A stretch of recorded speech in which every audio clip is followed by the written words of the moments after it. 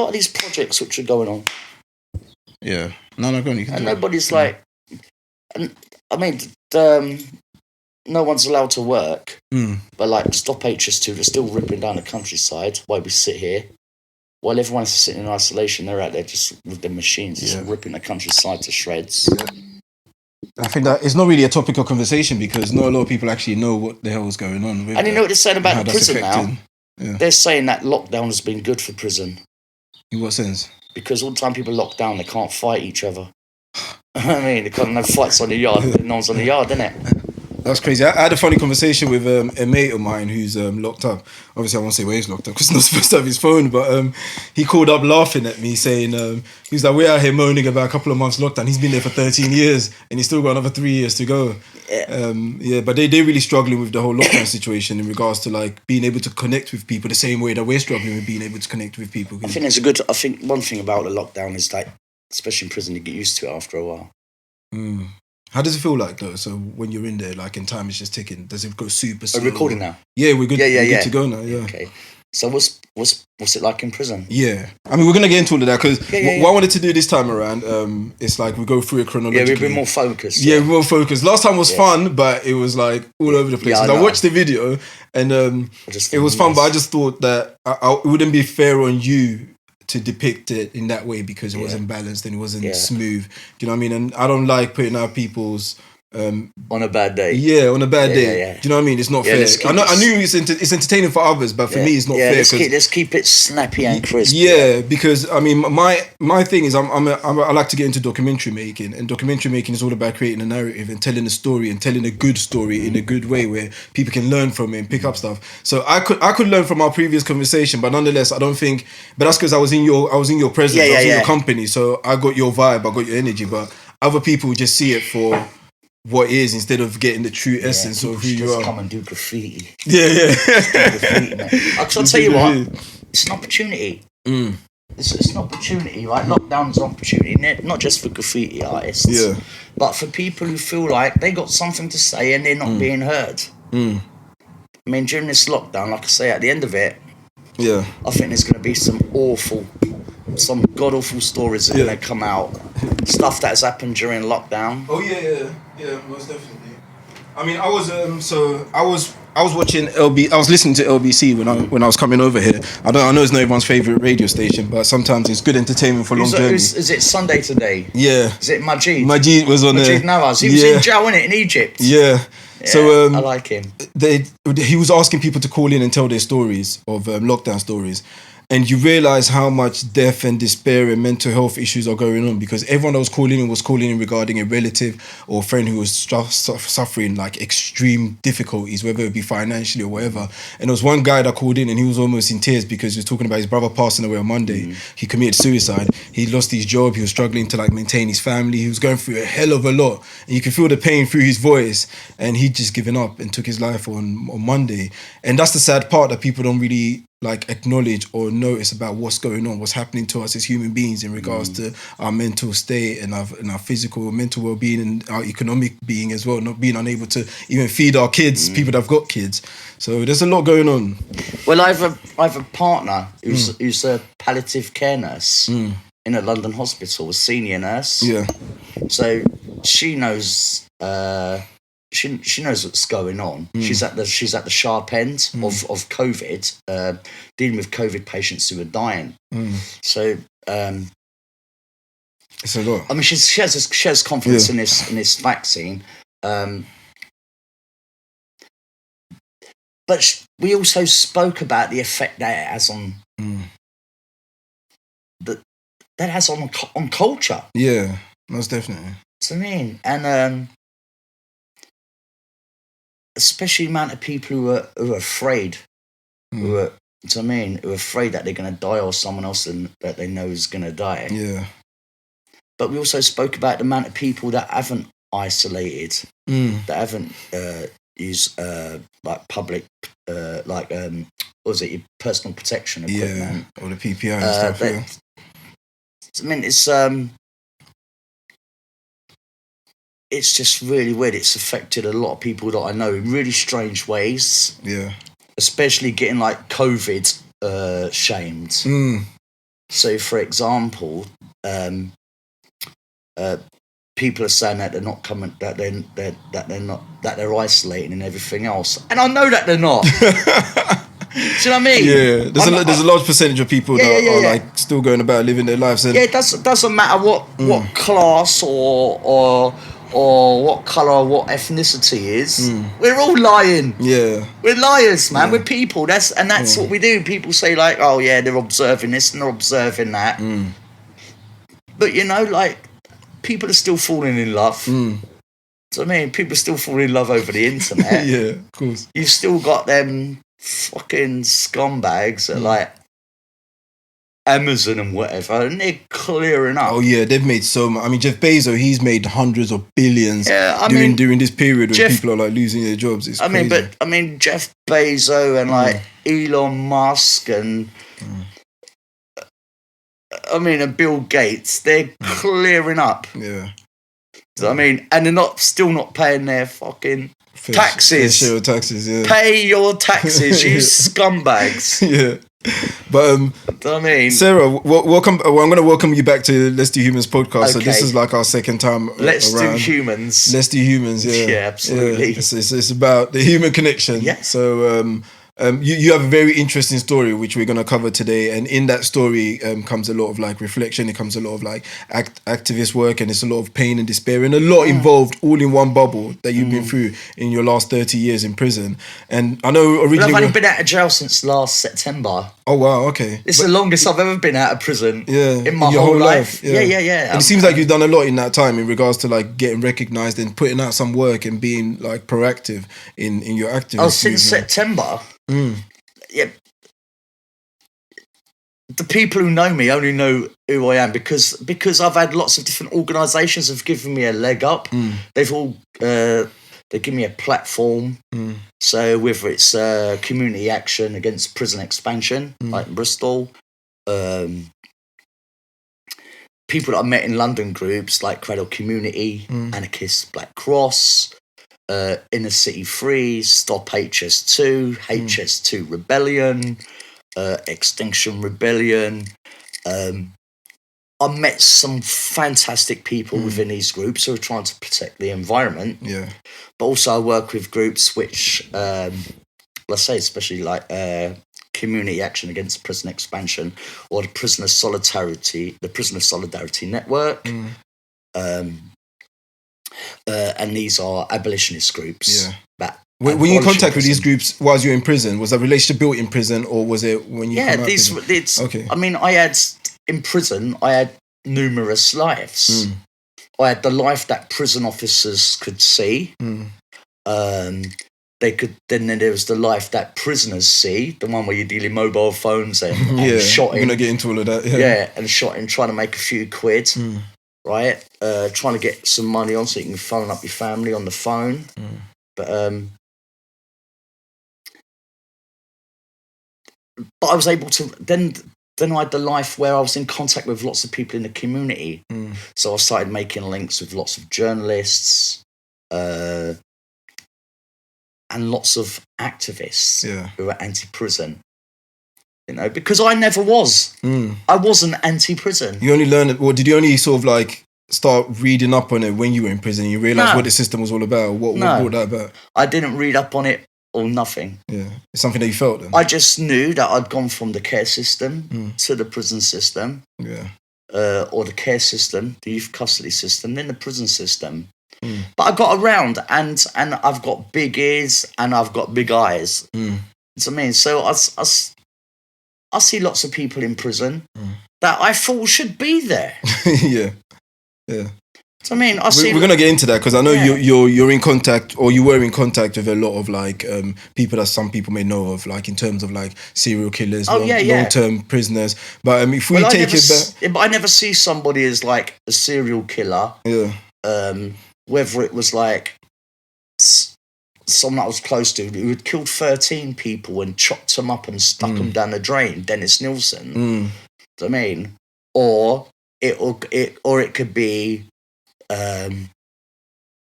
someone I was really fond of, like Winston Silcott, who was accused of killing PC Blakelock and chopping off his head with a hatchet or whatever. Do you know what I mean? And I knew within 30 seconds that Winston Silcott was innocent.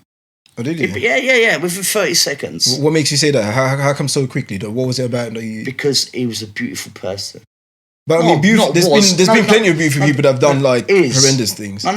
Is a beautiful person. Do you know what I mean? And when I spoke to them, when I met them, I got such a beautiful vibe off them.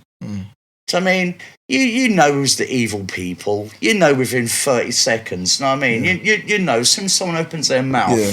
But historically, there's been like psychopaths or serial killers and so forth, people that society have deemed like extreme, that in person they're very charming. They're graceful in terms of the way that they carry themselves. But nonetheless, they've done horrendous deeds. So that's like someone suffering, having a personality disorder. I mean, which allows people to justify doing evil stuff. Is it ever justified though?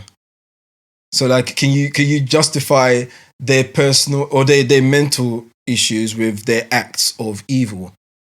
Do you see what I mean? So if I let's say I've got personality disorder and the second part of me is extremely violent, but the other part is super charming. Like how as a society do we deal with that? Because it's still two characteristics within one human being. Do you see what I mean? Well, I think the childhood. Obviously, I think anyone with half an ounce of common sense knows that you treat someone bad as a kid, they're going to turn bad as an adult. Yeah. Although there are cases of people who were treated well as children, but have still turn into like people who've gone off to hurt people.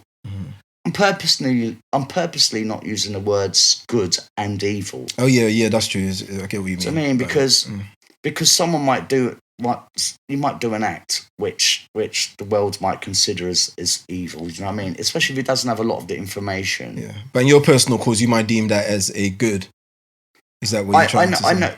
I know people who have hurt people, but they were. The way they were guided. So, for example, if I live on the Pelican Estate in Peckham, right? If I live on the Pelican Estate in Peckham, or if I live in Custom House, that's your end, yeah, that's mine, right? East London. So, so I'm up in Canning Town or something, or Bethnal Green, right? And then someone moves on there and they start bullying my son or bullying my daughter or beating up my mum. I mean, when I was a child, I used to want to kill my dad all the time because he used to beat up my mum. We're definitely going to cover that, the early stages. I mean, and prison is full of people who've done antisocial acts, but some of them, I've seen people in prison, right? I've seen men in jail who, like in their 80s, and they've killed their wife. They've smothered their wife with a pillow, like a mercy killing. Oh, okay. Because they look like. Yeah. Do you know what I mean? Yeah, because euthanasia is illegal in certain countries. Yeah. But the newspaper, unless the newspaper delves into the whole history of that case, it'll just say, "Oh, this man's killed his wife." Yeah. Another wife killing. Morality is a very strange one when it comes to the issue of, like, I don't know, mercy killing or in the case of doing something that you deem justified because someone done extreme evil to you. And the reason why I say that is even sometimes I question my own morality because I know someone whose girlfriend, I'm not going to mention the name because the person is very close to me, very dear person to me. His girlfriend murdered the individual who abused their child. And I don't think she was in prison for too long. The case kind of got dropped or something along those lines after like a year or two. But like morally, death is death. When someone dies, someone dies. But sometimes we go into the space where we start justifying the reasoning for that death. So when I heard the reason why the girlfriend murdered the man who had abused their child, I didn't feel a way about it. But morally, considering myself a good person, I don't think there's 100% good people. That's why I'm doing this sign. This is your favorite sign, as we discussed last time. Yeah. But at the same time, I felt her reasoning. I felt it was kind of almost justified. No, absolutely. And I feel a way of saying that, but nonetheless, I felt it was justified. But the prison system is full of cases like this, where you've had a mother or a father who's attacked someone who's attacked one of their children. Yeah. Right? So, there was a case, I was in Wakefield Prison, Monster Mansion, a horrible place to be in Yorkshire, horrible jail. Full of the baddest of the baddest, the most dangerous of the most dangerous. Do you know what I mean?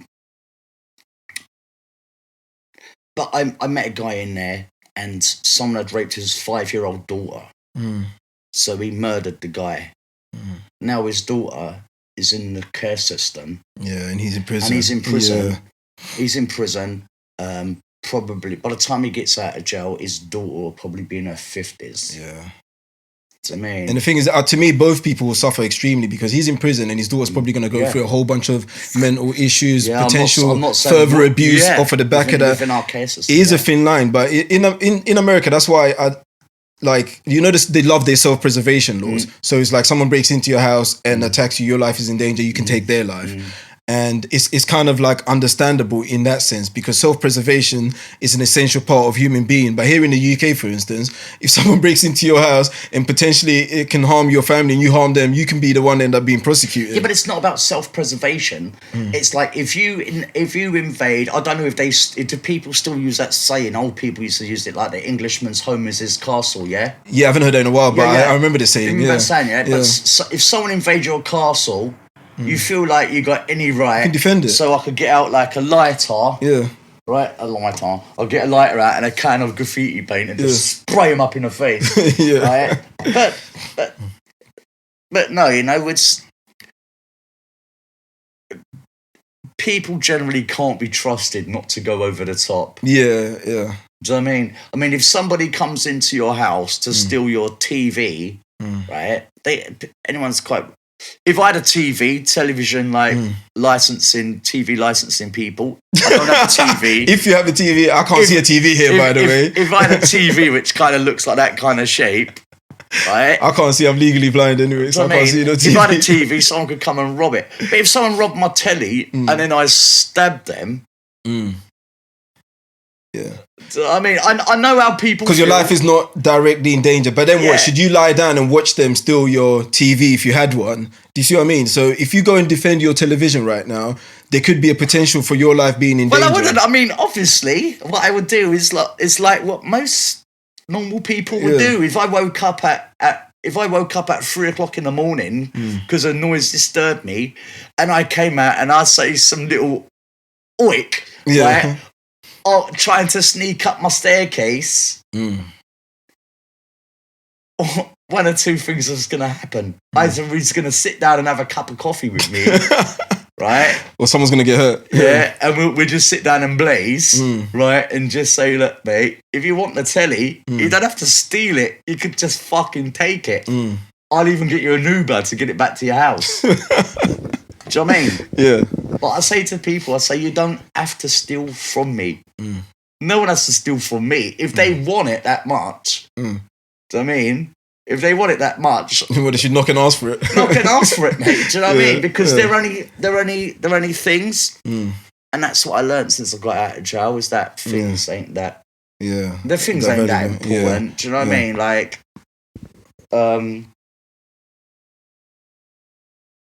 it's just things, I mean, it's just material. They're just things, and people are, and I think when I got out of jail, I realised that a lot of people are limited by their imagination. Do you know what I mean?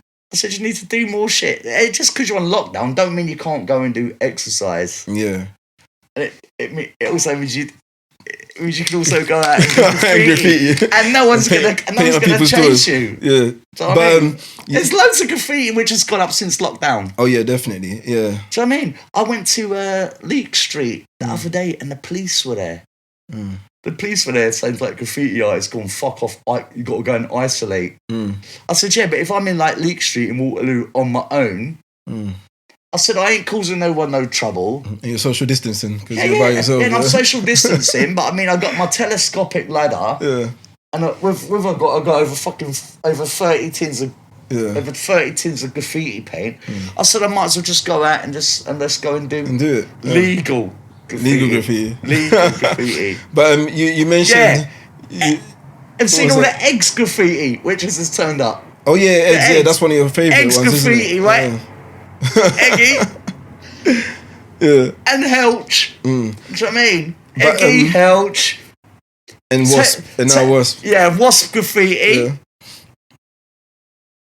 But 10-foot graffiti as well. It's still going up. All the most infamous like taggers of graffiti artists in London.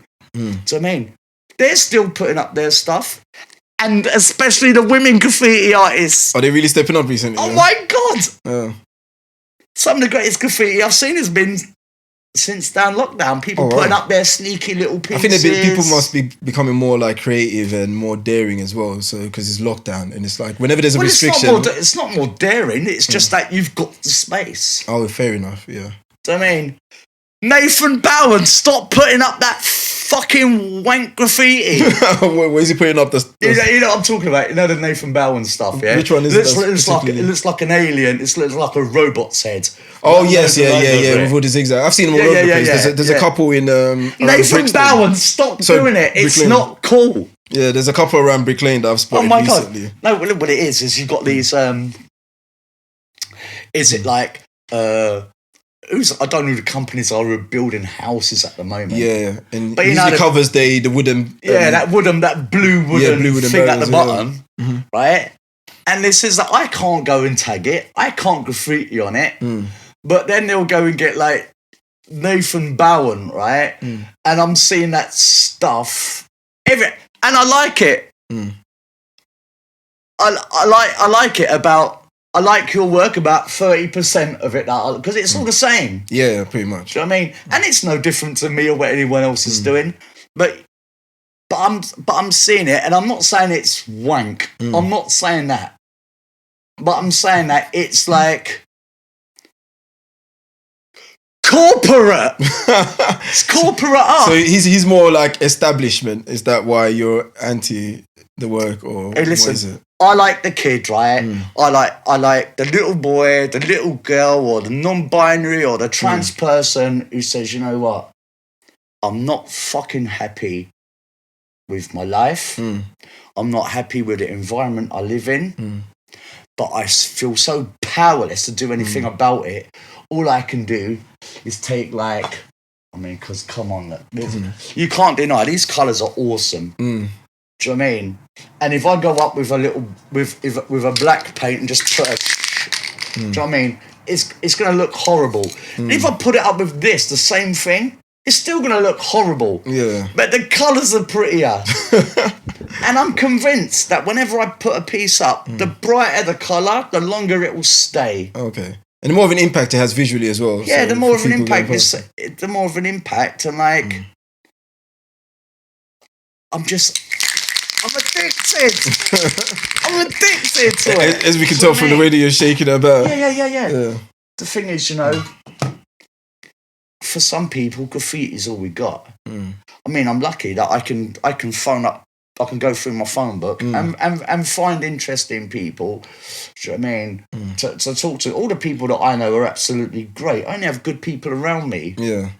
Which is key, especially when you come out. It's it's key to keep you sort of like balanced. But it's also good to keep in contact with people who've only recently got out. Yeah. So I can say to someone like that I know who's just got out and they've just done like 15 years. And they're in a hostel when they want to leave. And I'm saying, I know you just got out of jail. You're in your hostel and you just want to move on. And I wish I had somebody to say this to me, but I'm saying was an organisation that helped you with your transition though when you came out? The Prisoner Solidarity Network. Okay. The individuals who've been out, like I said, these abolitionists. A lot of them rallied around me to come to help me, especially sorting out benefits and stuff. But also a fantastic organisation called Queer Care. The members have been so kind to me. Not just with feeding me and and giving me money to travel, but also helping me emotionally. Yeah. Because there was no way that I was gonna do 30 years behind my prison door and then I was going to get out like mentally untarnished. That was never going to happen. Yeah, most definitely, yeah. Especially considering like your sort of like early days, your childhood as well and stuff like that. So the whole thing, not having to deal with that properly and then going into the system is completely tragic. You're just suppressing a lot of stuff that you've got. Can you tell us a bit about your early childhood days? Because you're originally South London, Bricky girl. I was born in Shakespeare Road in Brixton. Which is like, I think that's, I don't know if it's still Frontline. It was like Frontline then when I was there. When you say Frontline, what do you mean? As in, like it was where it was all happening. Yeah. It was like a lot. I mean, the streets, isn't it? It was seen as being like the ghetto. I mean, these are a lot of things that I didn't know when I was growing up. But the things I didn't know was like, especially back in the 1950s and the 60s, I didn't know about the issues in communities with immigration, right? I grew up in a household where my dad was a racist. Do you mean? So I'd grow up with this narrative, like, we're being invaded. We are being This is by the Caribbean community that was influxing. Yeah, but not just from the Caribbean, also from Pakistan, from Asia. And I didn't know that the British government had like put posters up and gone to all these countries and said, look, we need people to come and work. Come here. Did your dad understand that at all? My dad never told me that. Oh, okay. He knew that part, but he kept that part from you to continue his racist narrative. My dad never told me that, right? And it wasn't a case that he was one of these bigoted old racist white people, right? That like they feel that it happened too quick. It was the fact that it happened at all. A country that my dad doesn't feel part of. You know what I mean? My dad, like... It's now bringing in a whole other group. Yeah. As soon as you start bringing people over to Britain, or people wanted to emigrate to Britain, and they wanted to come over and build a life and build a home, build a future, build a family. Do you know what I mean? My dad can't see, like... or he couldn't see that this country with its own, let me do that again, indigenous population, we can't survive. Britain cannot survive. Britain could never survive without immigration. Yeah, of course. It cannot. Yeah, especially after the war. Yeah, Britain is born. Britain is born from. We're a whole country full of immigrants. I mean, and it's too easy for people who are ignorant. I mean, so did you see the transition in your dad's like behavior in his thought process before the immigration and like during it? So like, how was he like before? Well, my dad was there was always racist stuff coming out, and also growing up, right? So the stuff that you see on TV, there was a lot of comedy which was slanted. I think the apologists would say that there was these comedies which were actually poking fun at like the black racists. faces, the gollywog, the toys, and everything else. Yeah. Right. So they would say like in Sickness and in Health, and that was it. In Sickness and Health, it was like Alf Garnett and stuff like that, where the apologists would say, Alf Garnett and that, like, they were just making fun at racism. The fact is, though, that a lot of racists saw even Alf Garnett as their idol. They weren't sophisticated enough. People like my dad were not sophisticated enough to be able to see that these programs were actually mocking racists. My dad thought like they were actually supporting this kind of racist. So then he was fueling his own personal beliefs in. He wasn't bright enough to see, look, these people are actually making fun of you. That's the dangers of rhetoric, and that's one thing I've learned. Well, I've known it for a while, but most recently I started paying more attention to people's rhetoric, especially when you discuss people like Trump and so forth. Like, you might say Trump is not complete racist, but then your rhetoric can fuel others who are not sophisticated enough to decipher what it is that you're doing and saying. I wouldn't even go as far as to say that Trump was a racist. I wouldn't go that far. Do you know what I mean? And that's not to say that he's not a racist. What I would say is that Trump is an arsehole. Yeah. He is just a dickhead. He is an arsehole, and he's not bright. He's not. Anyone who thinks that Donald Trump is smart and a great businessman is a fool. The guy is a dickhead. He is an arsehole. He is an embarrassment.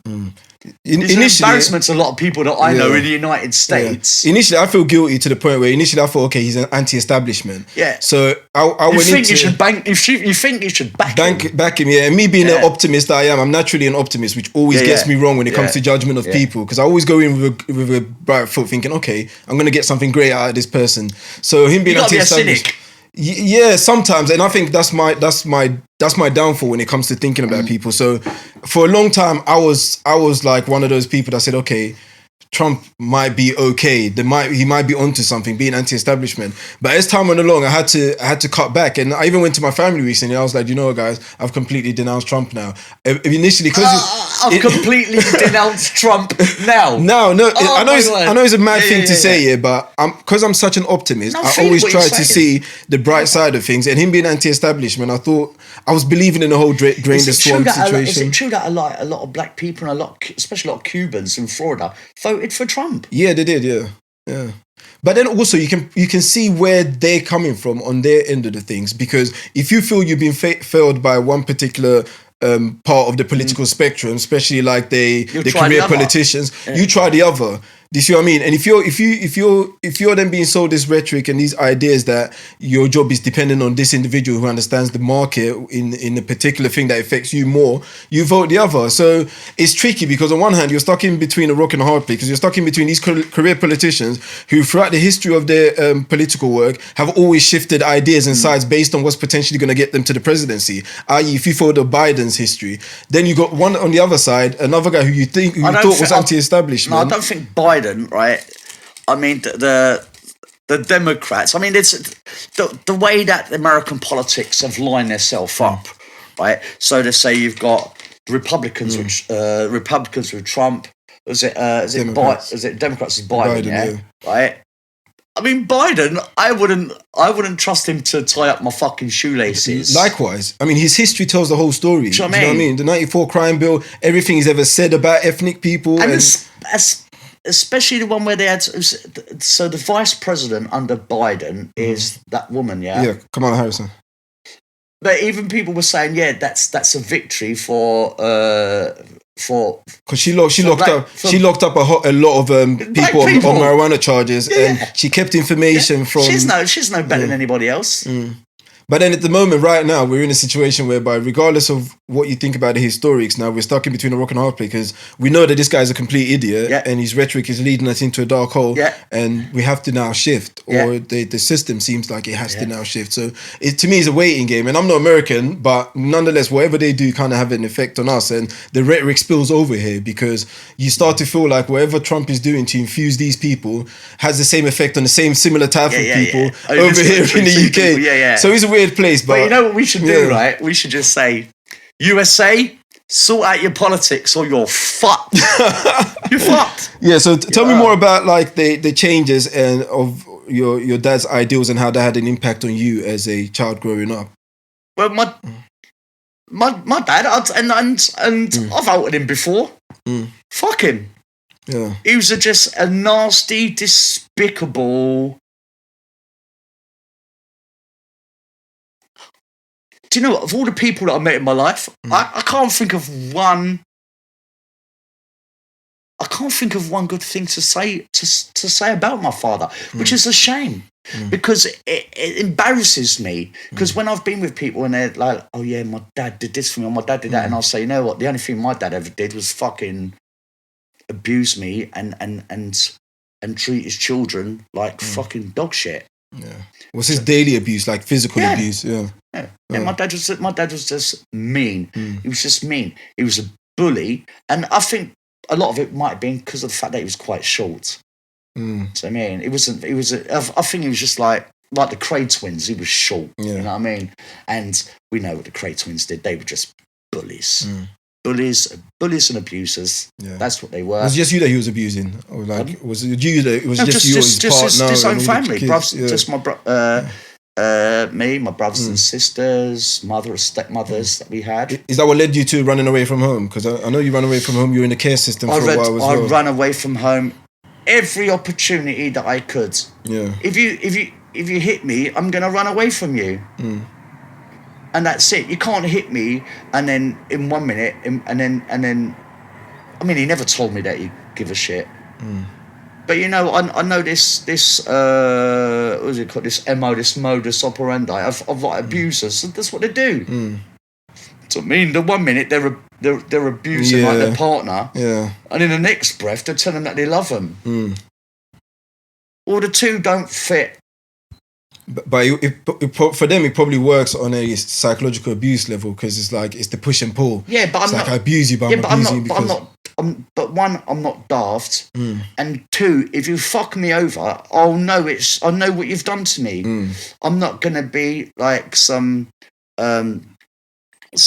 vulnerable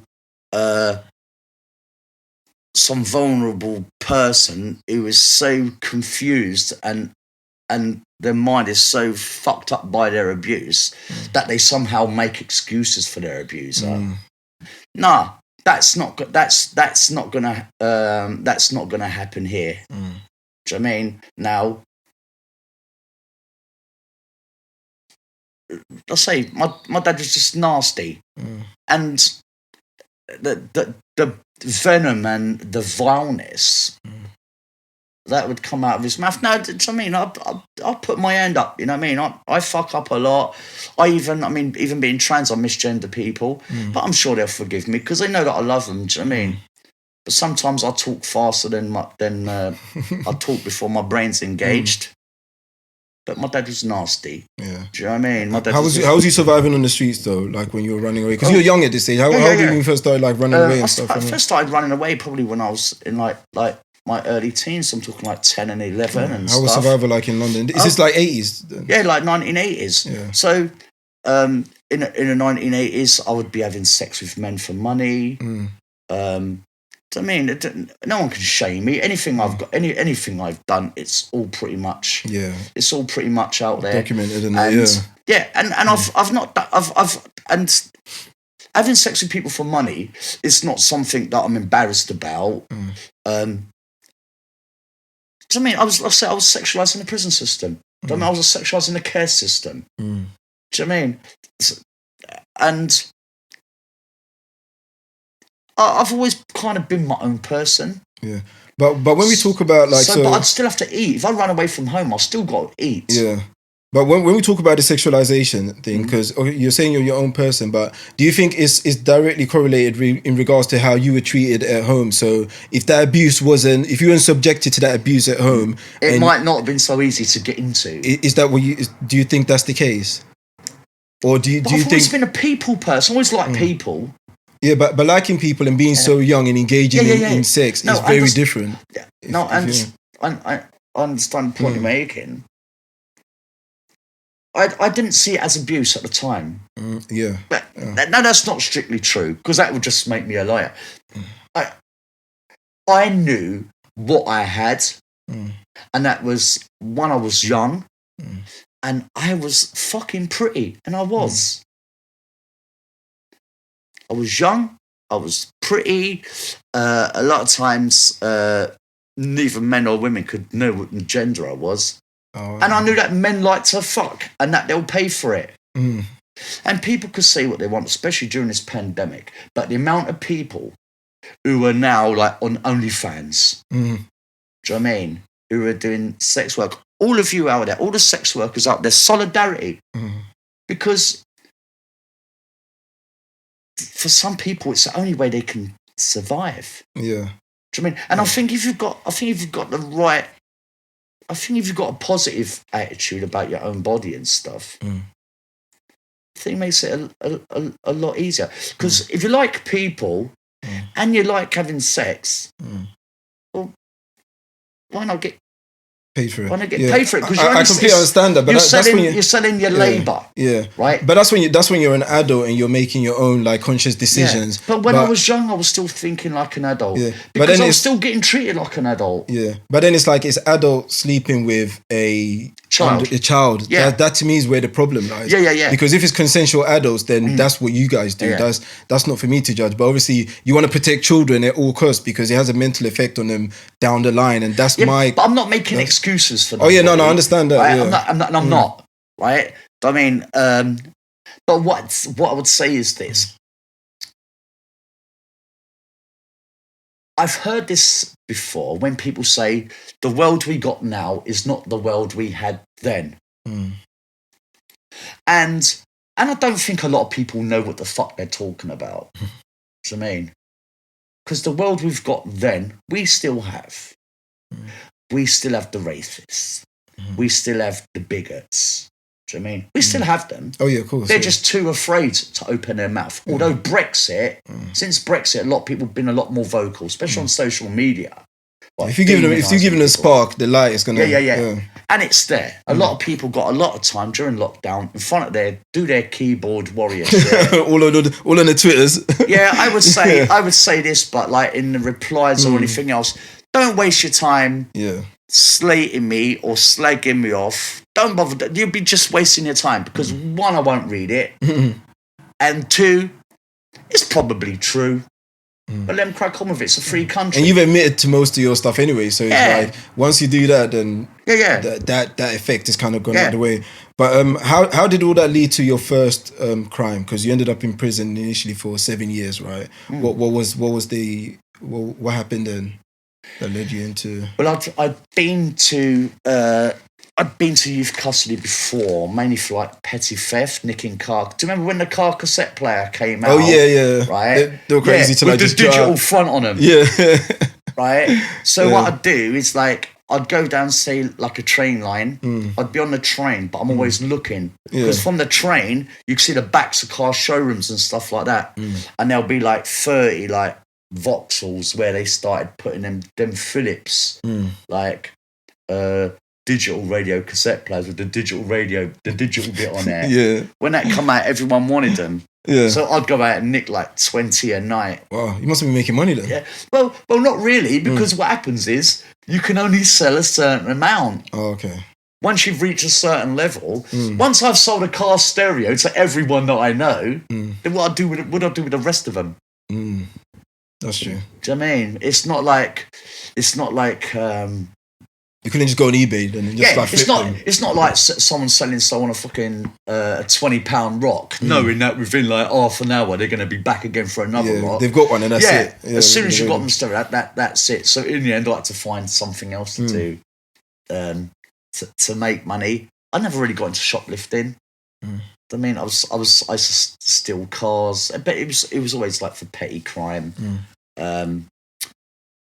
Until I was charged with kidnapping my stepmother's brother, and for that I was sent to jail for 7 years. And I'll say while I was in jail, tried to kill someone in prison. Yeah, we're gonna get into that. So when you went into jail for the 7 years for the attack on your it was a kidnapping and assault, right? It was those charges.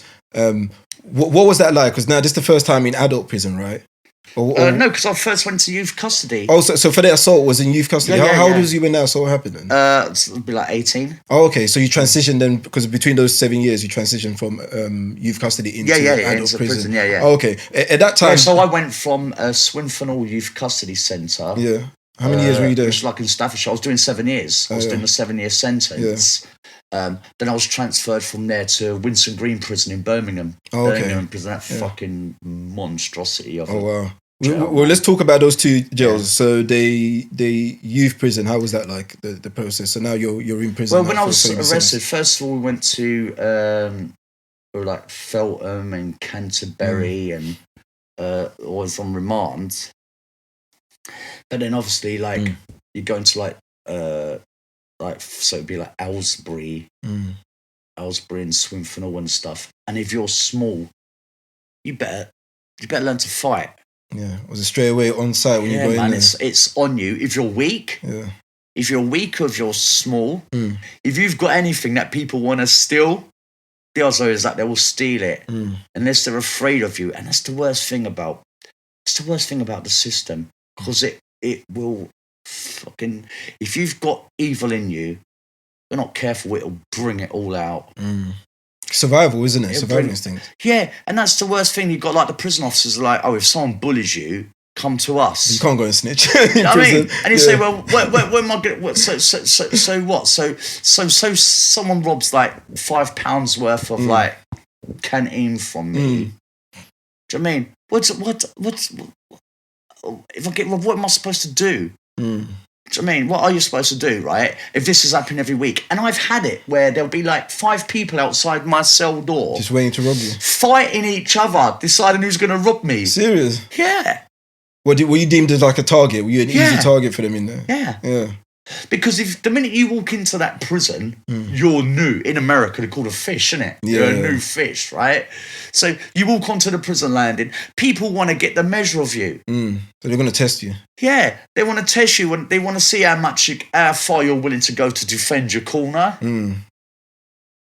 But what that means is that you end up doing stuff that you don't want to do.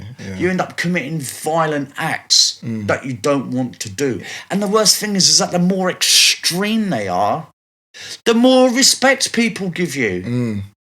You go into someone's cell and stab someone 50 times because they owed you £10, people will respect you.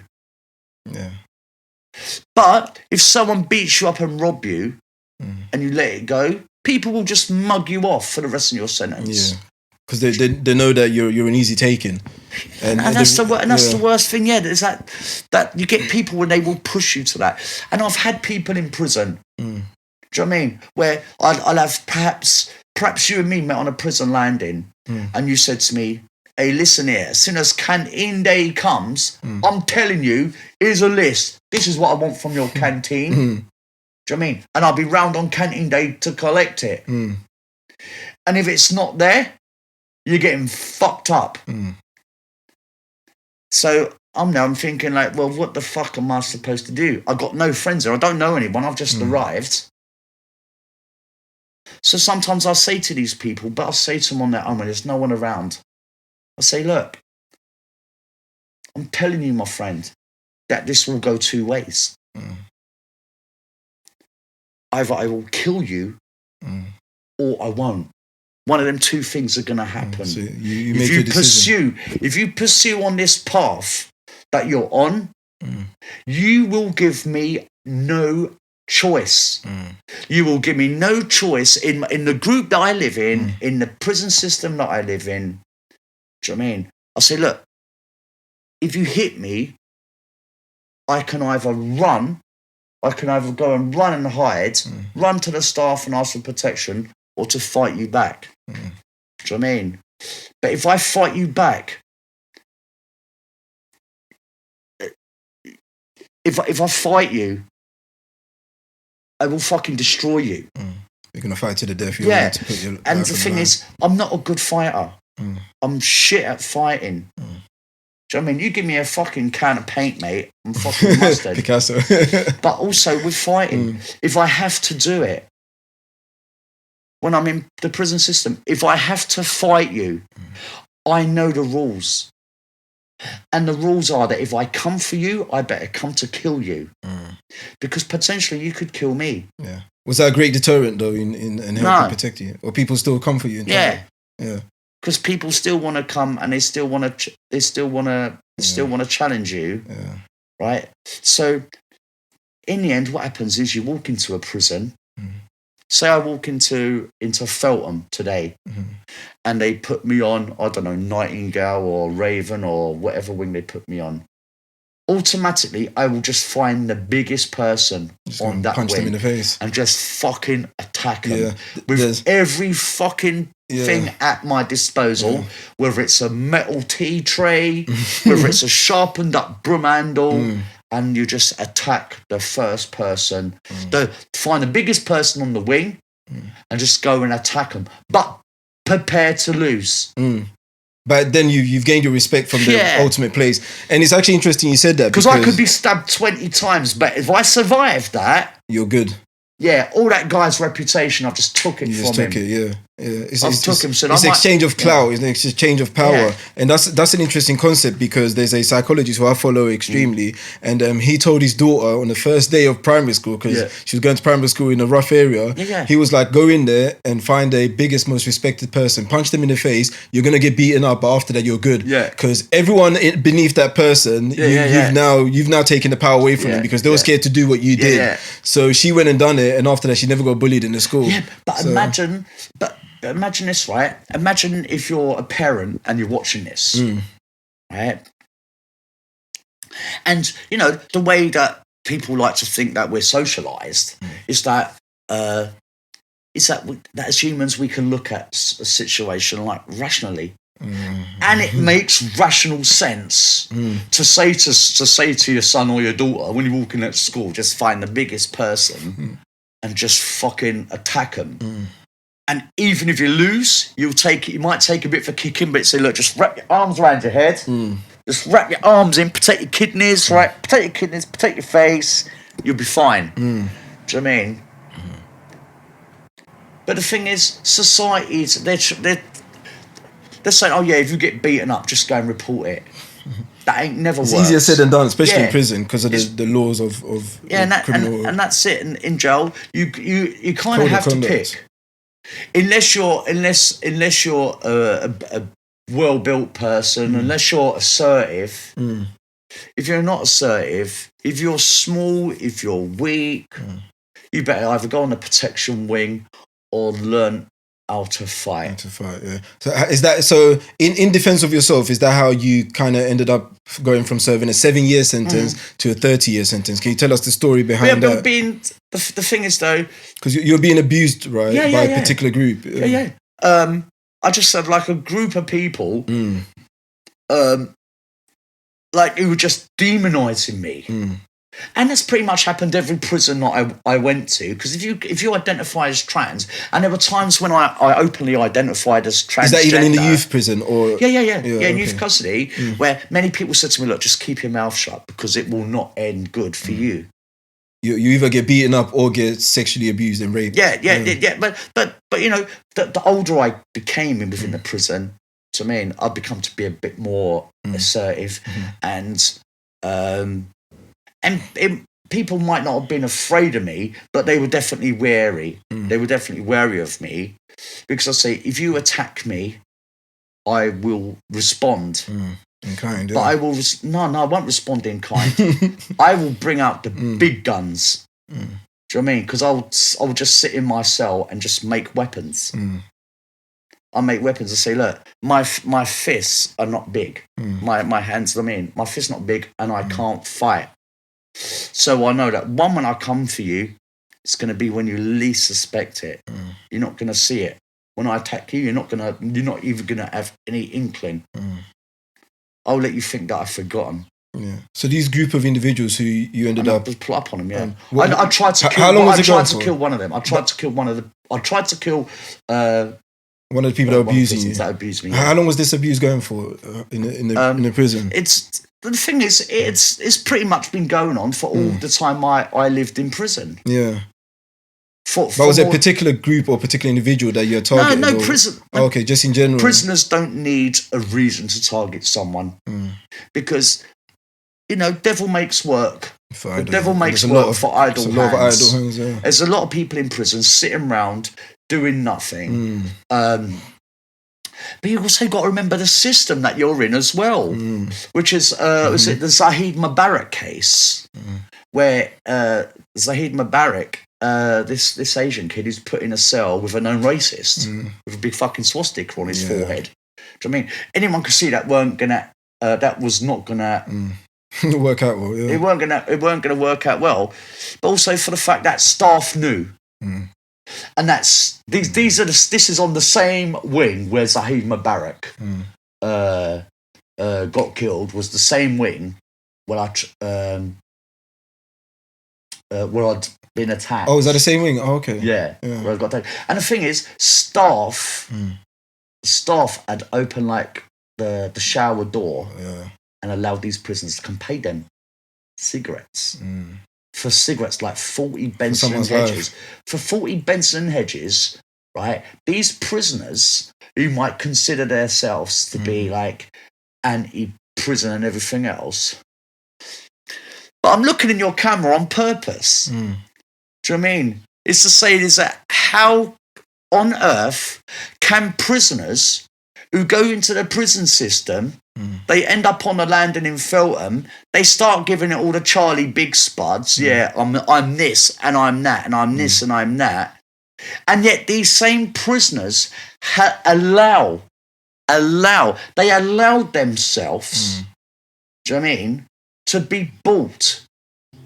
They sold their fucking souls for 40 Benson and Hedges. That is crazy.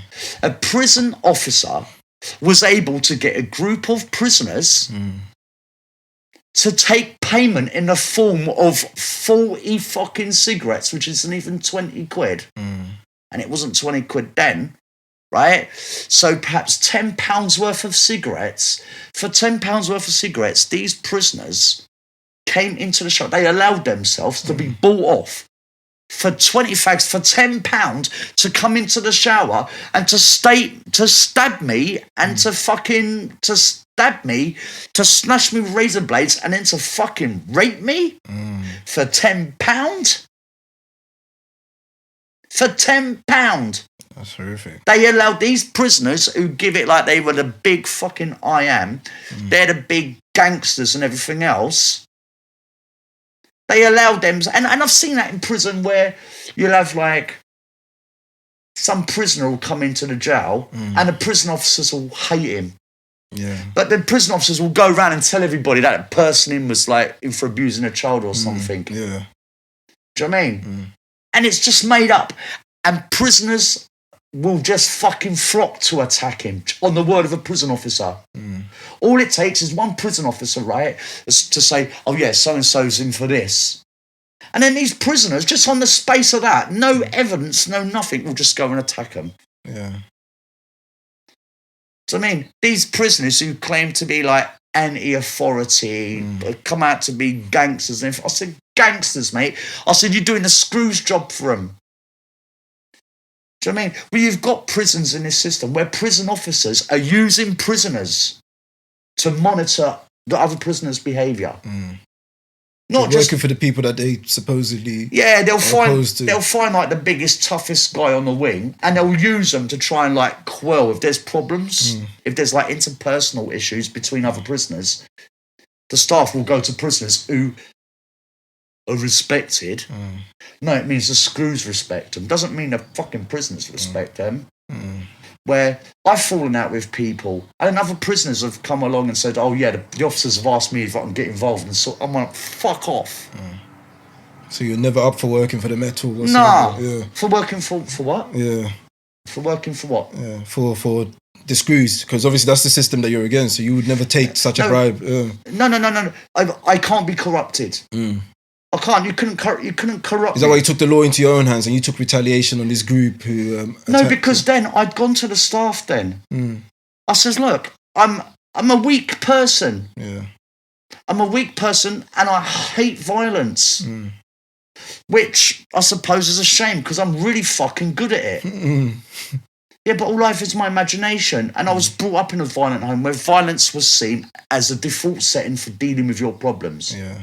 If you come home to my dad and you said, Dad, look, someone's beat me up, my dad will give you a brick, a house brick, which he did to me, and so then go and fuck them up. I'll go like, Dad, but I'm only like 8. And you've given me half an house brick, go and smash another fucking 7 or 8 year old kid in the head with. What fucking lessons did he teach me? Could you imagine that? Being like just like a young kid, right? And you go home to your dad and you're bust up, your face is beaten up. And you're like 8, 9, 10 years of age. Yeah. And your dad gives you a brick. Whilst you're looking for some guidance or some reassurance. Yeah, I'm going there. I want my dad to say to me like, you know what? You can't always win, and it shows you're the better person because you're able to walk away. And no, my dad's like, get that fucking, I'll grab hold of this, or he'll give you like an iron bar. Wow. And go and smash the red in. And would you do it? Yeah, but What would I? Of course I would, because that's what my dad's telling me to do. If my dad's telling me, it can't be like, he's validated wrong. Yeah.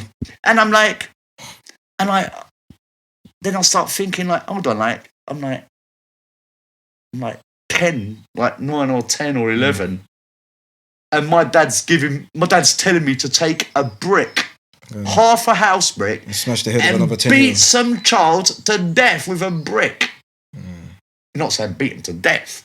It's like fuck him up. I mean, if I smash someone in the head with half a house brick, right? If you've got a 10-year-old child, right, and I'm purposely thinking about the Jamie Bolger case with these 2 young boys.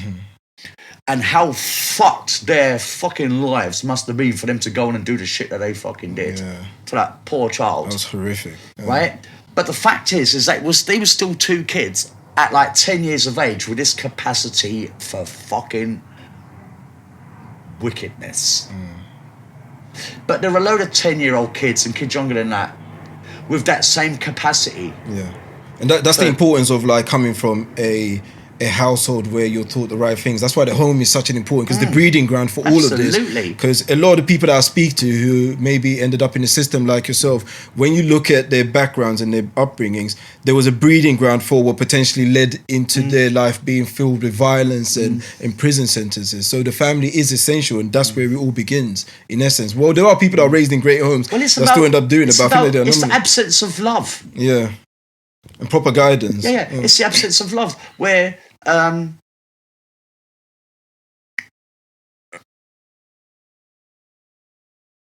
it's just if you've grown up in a household and there's no love in there, I don't mean just love for the people who love you, because it's easy to love people who love you, but to also have that guidance from parents, right? So if you went home and you said, you know what, I was at school today and this person bullied me, and when I said something to them, everyone laughed at me and they made me feel humiliated, blah, blah, blah.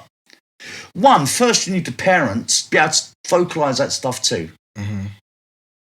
And 2, you also need the parent or that parental guidance to say, look, just because someone could do this to you, it doesn't mean you're less of a person. To me, in my household, it was.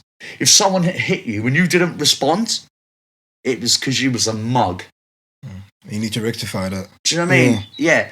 And it was that, I think that kind of, especially from my dad, that kind of, he grew up in an age where people respected people who could beat people up. Well, still to this extent. Yeah, especially look in boxing, people would hold up Nigel Benn or they'd hold up Mike Tyson. I mean, even street crime, you respect those who are capable of like the most extreme and horrific violence. Yeah, but when you took revenge and almost killed this individual that attacked you, did they get charged or done for what they did to you? No, because I kept my mouth shut. Yeah. They could only got charged for attacking me if I accused them. Yeah. And I didn't. But did they accuse you, or was it a case that what you done was so horrific that it just ended up in the No. What happened is one of the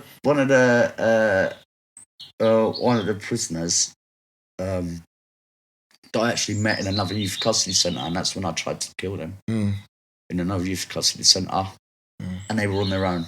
I mean, team-handed, I couldn't do nothing. Yeah. Team-handed, you just got to wrap yourself up. But, you know, in prison, like, when you get, like, prison officers as well, he'll say, like, what happened to you? And you'll go, oh, well, someone fucking got me, didn't they? Do you know what I mean? Someone got me from behind. I didn't see him coming, and they done me. And the prison officers were like, look, if you want to do something, we'll turn a blind eye. Do you know what I mean? Even the prison officers, like even in jail, they will promote violence. They say, look, if you go in there and stab him, we never saw nothing. Unless he goes too extreme, where you almost killed him, and then you end up with another 30 years. I'm like, so if I stab someone, you won't do nothing about it? And they're like, no, because they fucking deserve it. Fuck them. And this is what the system is that you're in. Then they start teaching about rehabilitation. In one breath, they're saying about, well, we need you to do offending behaviour work, so you can address the reasons why you're in prison. You can address some of the issues you've got within your upbringing, and we can help you make sense of all that shit. And the other one, they're going to telling you to go and stab people. To make you a better human being, make you kinder, and the next, but if you want to go and stab someone in the shower later, we never saw nothing. I'm like, what fucking mixed messages are you giving to me, and you giving to everybody else? But that's the thing, because the laws and the rules of prison and the laws of the prison and the laws and the rules within the crime syndicates themselves and the criminal world, they're very much intertwined. And the issue is now when you have screws or prison guards working within the prison system, they become a part of this system. So they're not external. So it's almost, to me, from having various conversations, that they don't see it as they're here to oversee and manage what's happening. They become a part of a system, which is in essence corrupt, because it is a criminal system. A lot of prison officers I know, right? And I'm not just going to demonise everybody, because that would make me look. I'm sure you come across some good ones. I'd look an idiot. Do you know what I mean? If I said that everyone was just bad. But the prison system, it is rotten. Rotten from the top to the bottom of it. Now you have some amazing people, whether it's teachers or medical staff, some amazing people in the prison system. There are lots of people who care, but the whole system as an organisation is just rotten. It's rotten. There's not one good thing about anyone can say about the prison system. The only thing even the police could say about it is that all the time people are in prison, they're not out there hurting people. But they just start hurting people within the confined spaces of a prison. They can hurt each other within the prison system. If they find people within the prison system that they're able to bully, they can do all that. They can do anything they want in the prison system. Just keep it away from the public. They say, you've had it before in like knife crimes and gun crime that you've had. And people say, it's only these people killing each other. Fuck them. It's only young black kids stabbing each other. It's only young black kids or young white kids. You know what I mean? Because there is still more white people than black people in the prison system as a whole. And I think the demographics, where you get the majority of like black prisoners, it's normally around the inner cities. You know what I mean? Because probably where the parents chose to live in that area to get work, I suppose. You know, it doesn't matter whether you're black, white, rich or poor, including rich or poor. When you're in the system, you're all fucked. I mean, a lot of people in prison that I know, you care about people who are in your immediate circle. But outside of that, I don't think a lot of people in the system see, like, on the whole, see colour or religion or gender. Once you're in the system, you're in deemed trash. You're fucked. But it must have been extra difficult for you, because during those years, during the 80s and 90s, you're now trans in a male prison. Like, what's that life like? And when did you first when did you first feel like a woman trapped in a man's body, if I can ask you that question? I feel like that all my life. Pretty much all the way off, And the thing is, I try to share a narrative, tell people understand it, really, right? Is that I never felt like a man, although I don't know what being a man feels like, right? I've got an idea of what I'm expected to look a certain way. I'm expected to dress a certain way. I'm expected to have certain expectations from life, go to school, get an education, go to college or go to uni, get a trade, or to get myself a job, get a mortgage and everything. So stuff that normal people do. But the thing is, everything in my life was coloured by the fact that I didn't have this that kind of toxic masculine drive that my dad had. My dad always wanted the kids who were like assigned male at birth, right? So if I was born a boy, he wanted me to be like a man. He wanted me to be aggressive. He wanted me to be a man's man, to go out and to be able to, like, fix cars, build houses. Yeah. fix cars and do welding. Yeah. Do you know what I mean? And it was just never going to work. At that early stage, did you figure out that there was something slightly different about you in regards to like your? No, because I didn't really know. I didn't really have. Okay. I didn't Not really that have. early, I didn't really have that language. Oh yeah. And people didn't. If you were on, I mean, then in the 70s.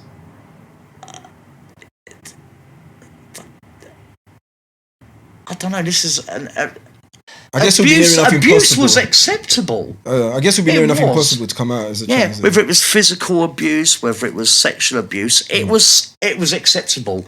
It was. Do you know what I mean? It was acceptable even today in certain in certain families where abuse is seen as normal. Do you know what I mean? The whole idea of going up and grabbing some young woman's backside on a tube was normal. Did you know that? That was normal. Do you know what I mean? That a man could come home and ask his wife for sex, and when denied it, he could just like take it, and there was nothing that the woman could do.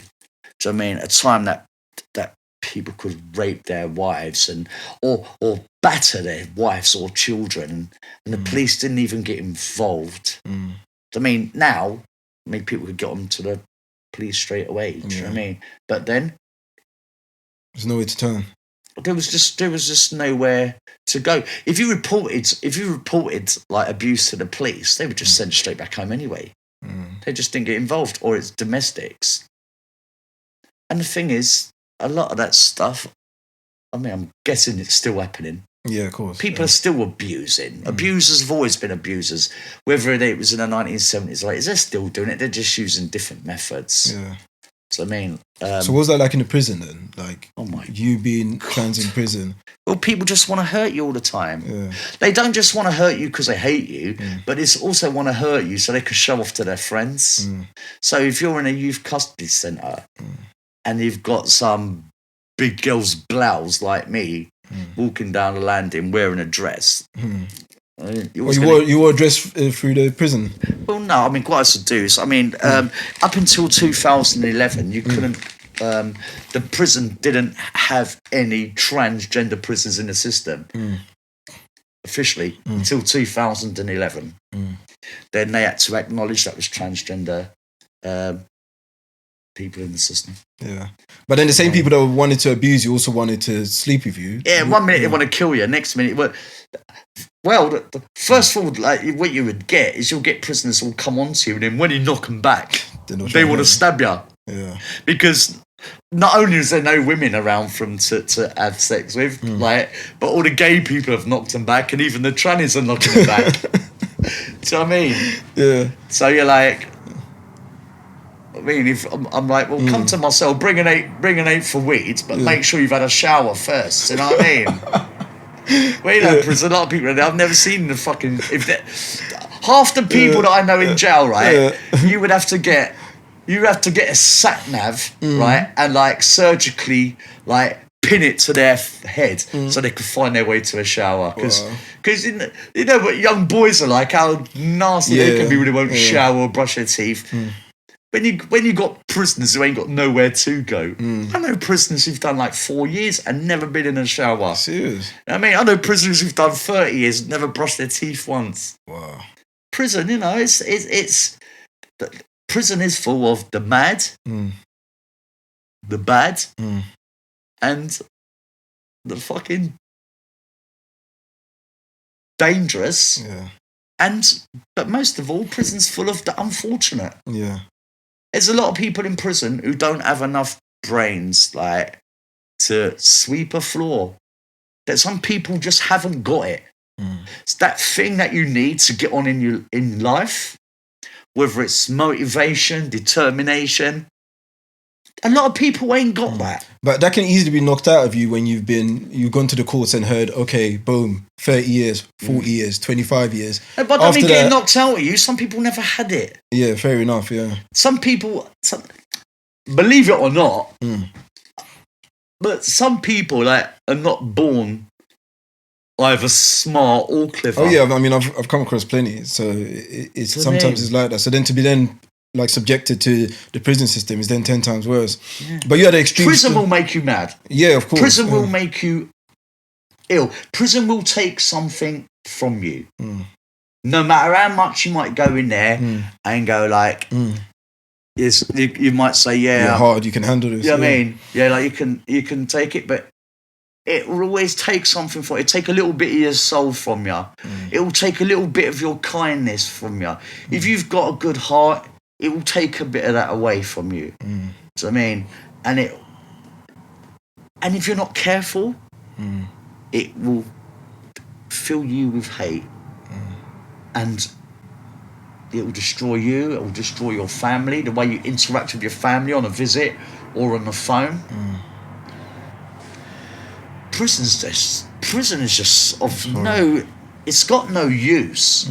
But the thing is, I think as people, we just like hurting people. Yeah. I think the assumption that humans are born non-violent is one of the weirdest things, because it's not. We're born. I think most of us are born with violent tendencies, because I think it's a part of our survival instinct. But then we're socialized to then subdue that. Do you know what I mean? And control it to an extent. I know this wonderful woman. This beautiful woman. It's got a beautiful daughter, beautiful mum. Right, lives around the corner. Well, she doesn't. Her mum lives around the corner. An activist. Stop HS2, Extinction Rebellion stuff, right? And we did a workshop, a FINS workshops, as like female, intersex, non-binary and trans people within this kind of Extinction Rebellion, Stop HS2 movement. So we did these workshops together. And this wonderful, beautiful woman called Mango, she led one of the workshops, and she said she works on the basis that everyone is born good.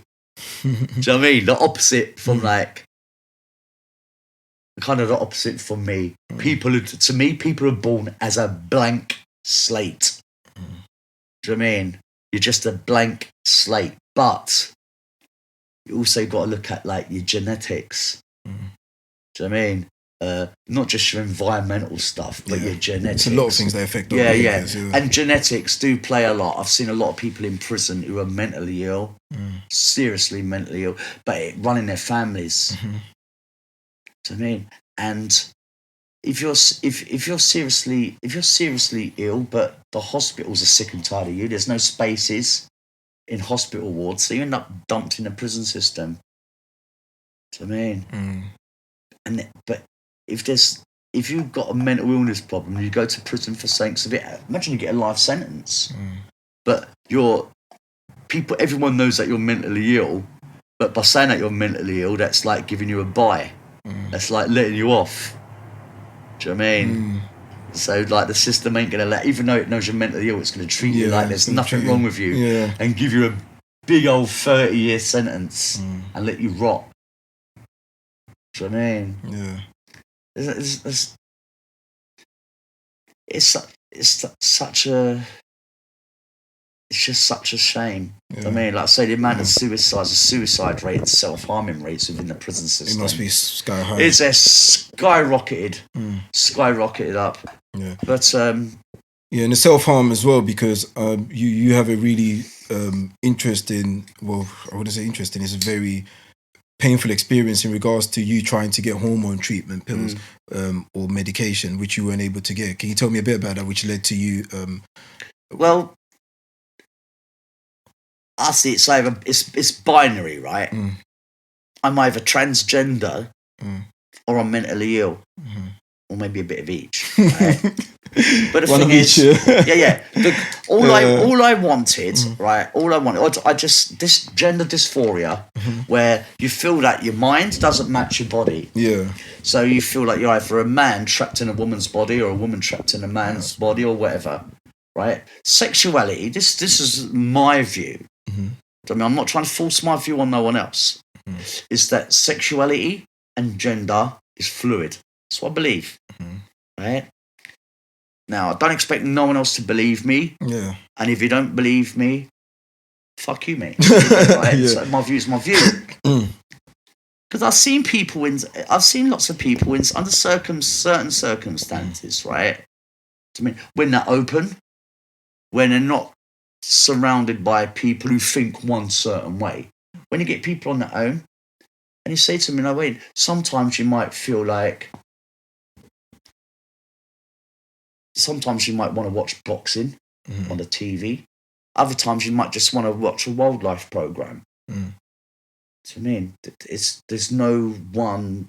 I do both MMA and one thing.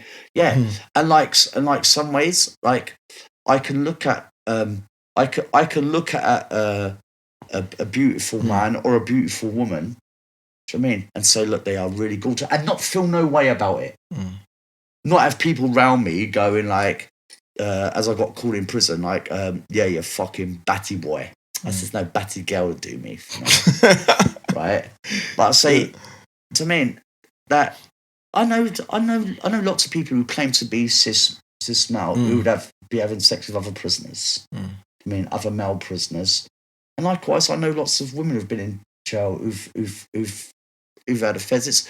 I think we get our knickers in a twist over, like, sexuality and gender is not the same. Do you mean that just because you have sex with a man don't make you gay? It just means you had sex. So what would you define as gay in this? I think gay is when you feel when you're in love with it's when you feel gay, right? So I'm not saying that anyone in particular will feel gay. Let me do the fingers again. It's like doing it, right? But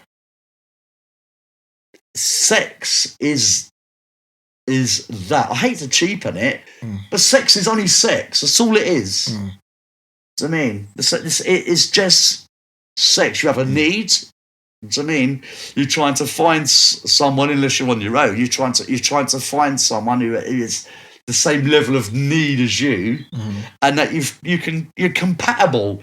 And you think, well, let's build a home, let's build a family, and. Do you know what I mean? But then to me, the term gay. But sex isn't about a relationship; it's part of it. Yeah, I understand that. But I know couples who haven't had sex for 15 years. Yeah, of course. I know couples who haven't had sex for like 30 years, and they're still together. And they're saying, because that's just the sex part of it, but they love each other.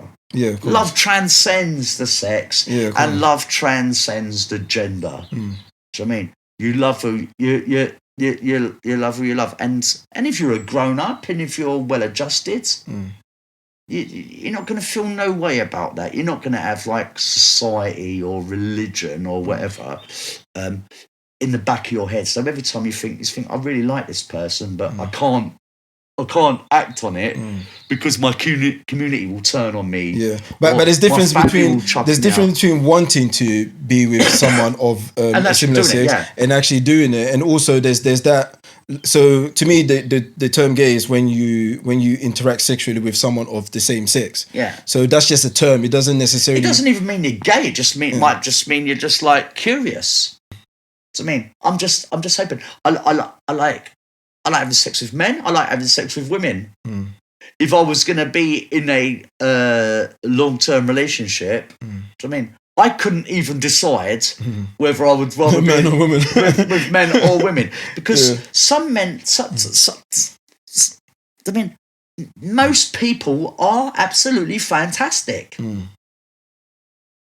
mean. And I'm starting to realise that as well. It's only a minority who are a bunch of dickheads. It's only a minority. But then sometimes we let that minority control how the majority of us feel, because most people that I come across are great, regardless of what their background is and what who they are. People are amazing, but, even the ones who are fucked up. We're still amazing. What was the issue with you getting the hormone treatment pills? Why did it not particularly want to give? I was told because I was a serving prisoner. All I wanted, right, identifying as transgender. 2011, we were able to all identify openly as trans in the prison system. But I needed estrogen. I needed female hormones.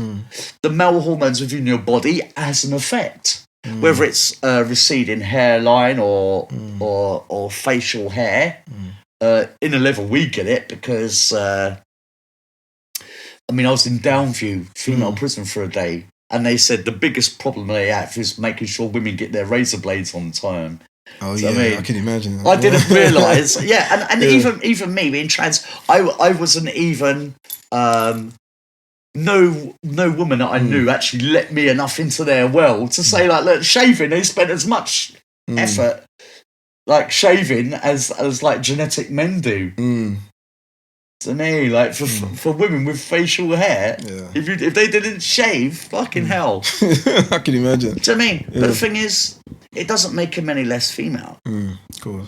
And the fact that I was growing facial hair, it didn't make me any more male. Do you know what I mean?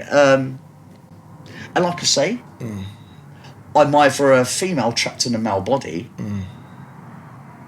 or I'm mentally ill. But the thing is, I don't care either way. But you took that into your own hands when they weren't giving you the estrogen. Well, they said they wouldn't give me estrogen. Yeah, you tried to get it out of me. It's okay. I don't feel no way about that. The fact is, the gender clinic said to me, they will not put me on female hormones until such times as I was released from prison. But no one was talking parole or nothing else. So I removed my own testicles in my prison cell with a prison razor blade. And yes, it did hurt. I can imagine. There you go. And you weren't under no drugs or alcohol when you done this, in terms of like the pain, in terms of subduing pain. No, I'd taken some pregabalin. Like, what was the effect? Like a painkiller. A painkiller, yeah. And obviously, I mean, if you remove your testicles, doesn't matter how much you do it, it's still gonna feel like a racehorse has just kicked you in the genitalia. It's still gonna hurt. But my gender dysphoria was hurting my mind. So I mean, more than the pain of me removing my balls, removing my testicles. Do you think prior to you doing that, had they given you the estrogen and stuff, you wouldn't have taken such drastic measures? No. Yeah. And they offered you that straight away after you had taken that. Well, yeah, they didn't really have much of a choice, because what happens is, like, one, my body wasn't producing any testosterone. My body doesn't produce testosterone anymore.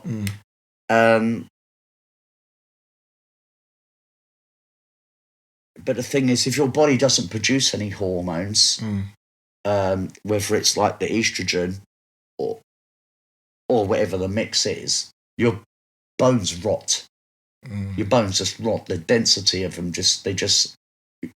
your bones just literally fall to pieces. I mean, they become all brittle. So your body just falls to bits. Your body needs hormones to function. So they give me them, but pretty much within like 3 months of removing my testicles, I was on female hormones. Oh wow, that's. And like I say, it did hurt. I know. You have my full permission to cross your legs. Do you know, I felt the pain. You can feel me feeling the pain as you were saying it, but I just want to go to the toilet. Oh yeah, of course you can. You met some interesting people in jail, because I know you met Mr. Branson himself. Charlie Bronson. Yeah. I had his suitie, you know. Oh, serious? I had the suitie, you know, the yellow and green suitie was his. What, his actual suit? Yeah. I'm gonna take a picture of that afterwards. Have you got the suitie. The police stole it from me. Oh, no way. The police took it off me in Euston Square. And he gave it to you? No. I had it in the jail. Oh, no way. Yeah.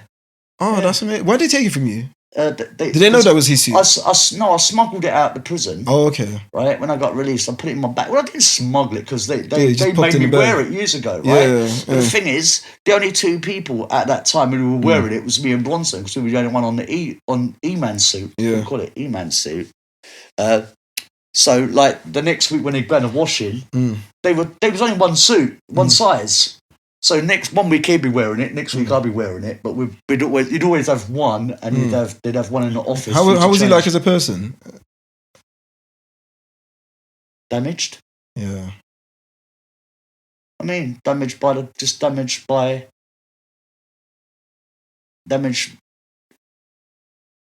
system. Yeah, his story is so intriguing, because people that are locked in forever, mostly it comes with like the loss of life, like murdered loads of people. Charlie Bronson will not be in prison forever. But it seems like he's been in forever, but it doesn't seem, to me, I don't see the end of it. It's almost like they're forever keeping him there. What was he like as a person?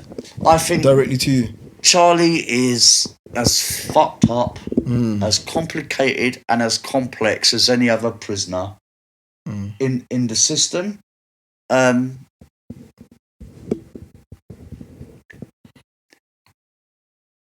I think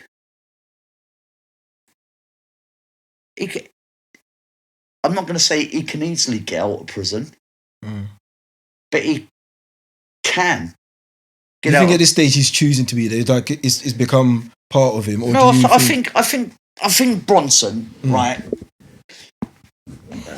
The thing is, there's a few people in the system, right, who are like infamous, and that infamy will keep them in jail. Yeah. The publicity, like I say, the reputation precedes them. Yeah, them fucking cray-twin wankers. They were the same. Do you know what I mean? In prison, they were just midgets. They were little. They were small.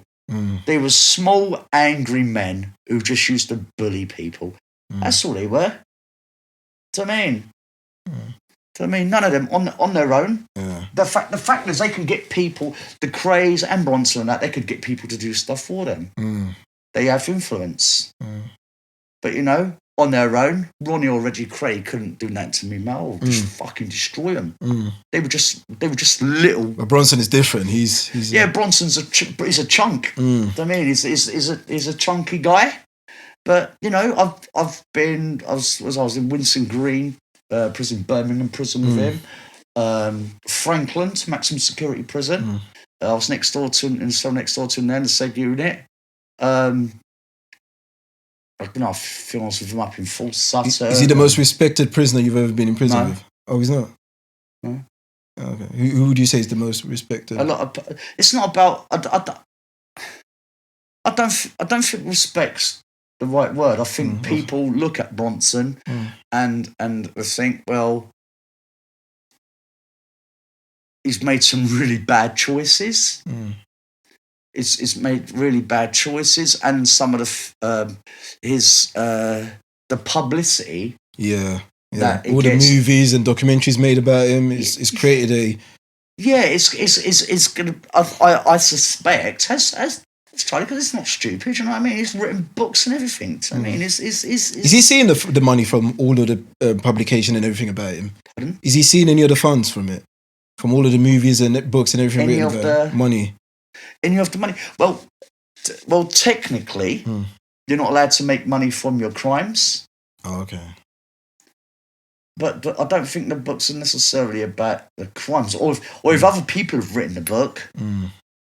Well, one, there's no money in it for Charlie. I mean, if other people are making money off his back, which I suspect there is, because people are just after getting that green. And if what can sell? What's clickbait? Bronson's name is clickbait. Do you know what I mean? And a lot of other people, but I don't think people look at Bronson and admire him. People from outside the system, right? Because there's definitely no way. He's definitely not Britain's most dangerous prisoner. Yeah, he's definitely not. He's definitely not the most respected prisoner in jail. But he's kind of put as the poster boy for like the most dangerous prisoner. Do you know what I mean? Because of people the way who don't know what dangerous is. People who don't know what dangerous is. And I'm not taking it away from anybody. Yeah, of course. If anything, this should set Bronson in good stead. For me to say that, you know what? I don't see Bronson as being dangerous. I don't. The people who know him, that I know him. So, I mean, but Bronson is kind of like Marmite. I mean, you either love him or what you know about, or what people think they know about him. You either love him or you hate him. Yeah. Do you know what I mean? There are things about Bronson that some of the people I know really hate. The fact of they say that most of the artwork that he produces, some of it has a homophobic slant on it. whether Charlie Bronson is a homophobe is not a question that it's not a question that I can give an answer to. I don't know what's in Charlie's head. But he was great with you, though, wasn't he? Yeah, like, you had a great relationship. We didn't know each other that well. We just knew we knew of each other. We knew of each other to talk to pass a newspaper, to get Rizla, to say like, Charlie, how you fucking doing? Do you know what I mean? Because most of the time he'd be doing his workouts in his cell. But like I say, did you say respected? Yeah, or like in terms of by like other prisoners, how were they kind of towards him?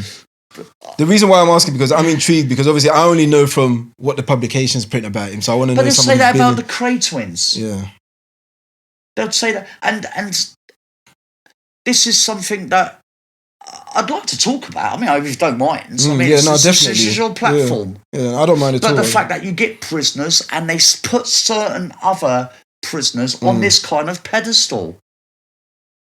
And they have no knowledge of the people's background. They have no knowledge of their criminal behaviour. All they know is the little bit.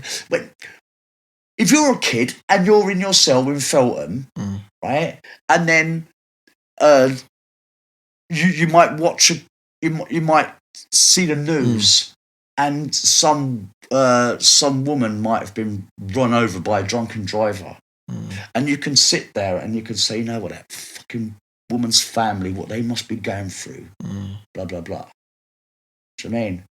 And you'll hear one prisoner say that, but then you'll see another case where someone has done an armed robbery and shot someone, and that same prisoner who will be going, oh, that poor woman, they'll be going, yeah, they fucking get away. You say, look, bro, murder. You know what I mean? When you're role models, the balance of morale is very weird. Yeah. When you're role models, right? If you sit in your house or sit in your prison cell, right, and you think, now, who do I admire?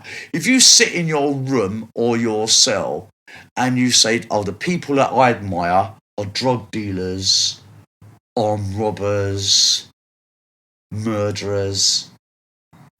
If they're your role models, mate, you ain't going nowhere. You're not. So I mean, if someone said to you, oh, if you could be anyone else apart from you, who would you like to be? Do you know what I mean? If you're saying like fucking Reggie Cray, right? Or if you're saying Charlie Bronson, or which was Charlie Bronson, rather than saying you'd want to be the Dalai Lama, do you know what I mean? There's definitely something wrong with your wiring. Yeah. And you do get a lot of kids growing up having these role models who are not the ideals, because they idolize like those who've taken extreme risk or done ridiculous things in life, and it's like they become the. Well, it's not logical. It's like everyone's got a Scarface. Like growing up, most kids have a Scarface poster in their room because it's that rags to my little riches. friend. Yeah. So but you know what? But this is true though. If you go up and you're what was it people used to say? Is it the Tupac thing? Is it Get Rich or Die Trying? Oh, that's 50 Cent. Yeah. Is that 50 pence? 50 cents. 50 pence. 50 pence from Camberwell. 50 pence from Camberwell. I don't know. I remember this kid from when I was in prison, right? I hope he doesn't mind. It used to be two, was it 1 penny and half a penny? Oh, is that what they're called? Yeah. From they were really famous in the system. Oh, was it? System. Okay. Yeah, they're proper little villains, right? Yeah. Yeah, 1 penny and half a penny. If you're there, I remember you. Yeah. From youth custody. Well, what was it about them? No, they were just people that there's like always in were the brothers system. or Always, no, I don't think so. There's just like always like game and that. But you'd meet these faces, these characters. I still remember from jail. They had this young black kid, right? And he couldn't have come up to here. But like, I'd give him a nickname, Juggernaut. Because Juggernaut means something big, innit? Yeah. It was just like a sense of irony because he was like so infamous? small. Yeah, but what he was infamous for was he chucked acid in Anne Diamond's face. Oh, wow. The newsreader. Yeah. Anne Diamond. Yeah. I think he chucked acid in her face and stole her handbag. Damn. I mean, but first memory was at Ashford Youth Custody Centre. Yeah, me. But you've really taken sort of like, it seems like you've really taken charge of your life now, and you're doing stuff that you're passionate about in terms of like your art, which is all over your place. Well, my life's a mixture. Yeah. What's it been like? How many years, months? How many months now you been out? I've been out about 15 months. About 15 months, so a year and a bit. Like, what's that journey been like for you now? Since I've been out, I've fallen in love a lot. Yeah. Fallen out of love a lot. I've fallen in love with people who didn't love me back. Yeah. And that was like really difficult. How's the transition into like the system though? What coming out of prison? I'll tell you what I found really hard was paperwork. Like universal credit stuff. Get really getting them basics. Yeah. But I also noticed in prison, right? It's like if you said to someone, how do you do this and how do you do that? They wouldn't know either. I mean, if I said like, how do I do my benefits? I think it used to be called a B1 form before, but then you got all these benefits and all you got stuff for housing and I've come out of jail. My brain wasn't prepared for that. Yeah, but that's because there's no proper reform or no proper training in regards to like your release. They couldn't have trained you. They couldn't have because it's too much, right? You need like this. I would call it like MAPA, multi-access public protection thing, right? So if you get released from prison after doing a life sentence, I mean, when do you release somebody? When is someone safe? No one knows.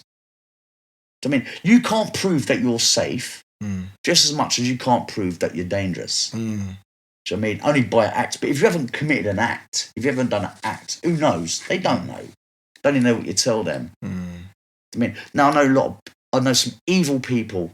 And I'm just saying that on purpose, proper evil people who've done like a life sentence, got out and murdered again. Yeah. Do you know what I mean? And done it. And I know of over 60 cases. Wow. Do you know what I mean? And I had a little bit of correspondence with Anne Widdecombe about that. Do you know what I mean? About some people who ain't dangerous can't get out because they don't have the words. Yeah. But those are dangerous, and the ones who are dangerous, who have got the words, might have high levels of IQ. Yeah. So, how do you think it's best for us to like reform prison? Because I know you're an abolitionist, which is get rid of it all. But I want to understand the management of that and the transition. Is there a transition? How do we transition into a better or a non-existent prison system in your eyes? I think the word prison needs to be removed from all aspects of our society, right? So it seems like we have that the United Kingdom have a population of almost 70 million. We'll say that, yeah. With majority 99.99% only kept in line by the law, by fear. Do you know what I mean? It's a fear-based society. If you society doesn't trust you, the government doesn't trust the people enough to make decisions, so it makes decisions on your behalf, not mine. Right?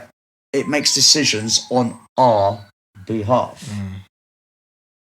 People have allowed, the public have allowed this bunch of fucking 700 plus charlatans, do you know what I mean, to decide the laws that everyone else is going to be forced to live by. Do you know what I mean? Can they still send you to prison for not having a TV license? No, they can continuously bug you with letters. No, they completely fine you. They can fine you. Yeah. If you don't pay your fines, you get recalled. You go to jail. But we don't have TVs though. No, we don't have TVs. But if we did, do you understand what I mean? When you're in a country that they could send like old people to jail for not paying a fine. It's crazy, right? Or you're sending people to prison because there's just nowhere else for them to go. There's no bail hostels. There's no women's refuges. Everything's full up. Everything is chock-a-block. But imagine this though, right? It's bad enough if you're being abused by your partner or by your parent or whatever. There's nothing out there for you. There's nowhere for you to escape to. And that's going to be bad. I mean, when you was growing up, and how many people in your school did you know used to get beats from their mum or dad? Yeah, like regular. A couple. Do you know what I mean? Then when you're at home and every time you go home, you're afraid to even go in your house because you know your dad or your mum, they might be a drug addict or they might be really violent, and there's nowhere for you to escape to. Do you know what I mean? You can't even run away. There's nowhere to go. There's no one letting anybody in. I'll tell you what, there's going to be some bad stories, man. I'd like to know how many people have been convicted of murder since this COVID thing. Yeah. I know domestic abuse has shot through the roof. Yeah, domestic. I was looking at I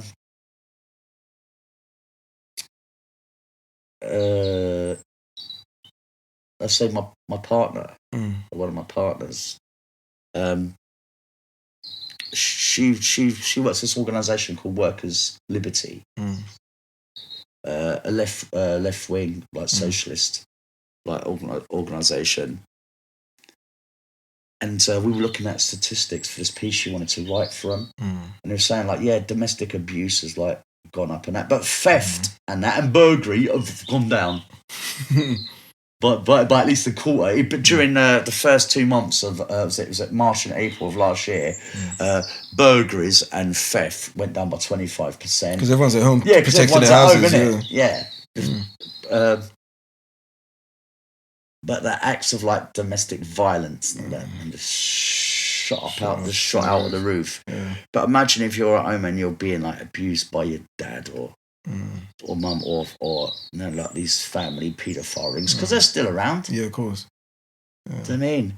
And just everyone's too caught up in what they're doing to look out for their next door neighbour. And then also the issue now is as well that all these abusers and all these paedophile rings and stuff, these individuals are locked up with the people that some of them might be locked up in the houses with the people that they might be potentially abusing, and those people being abused don't have an outlet like school. They don't have access to speak to other people, and if they're not getting fed properly either. Yeah.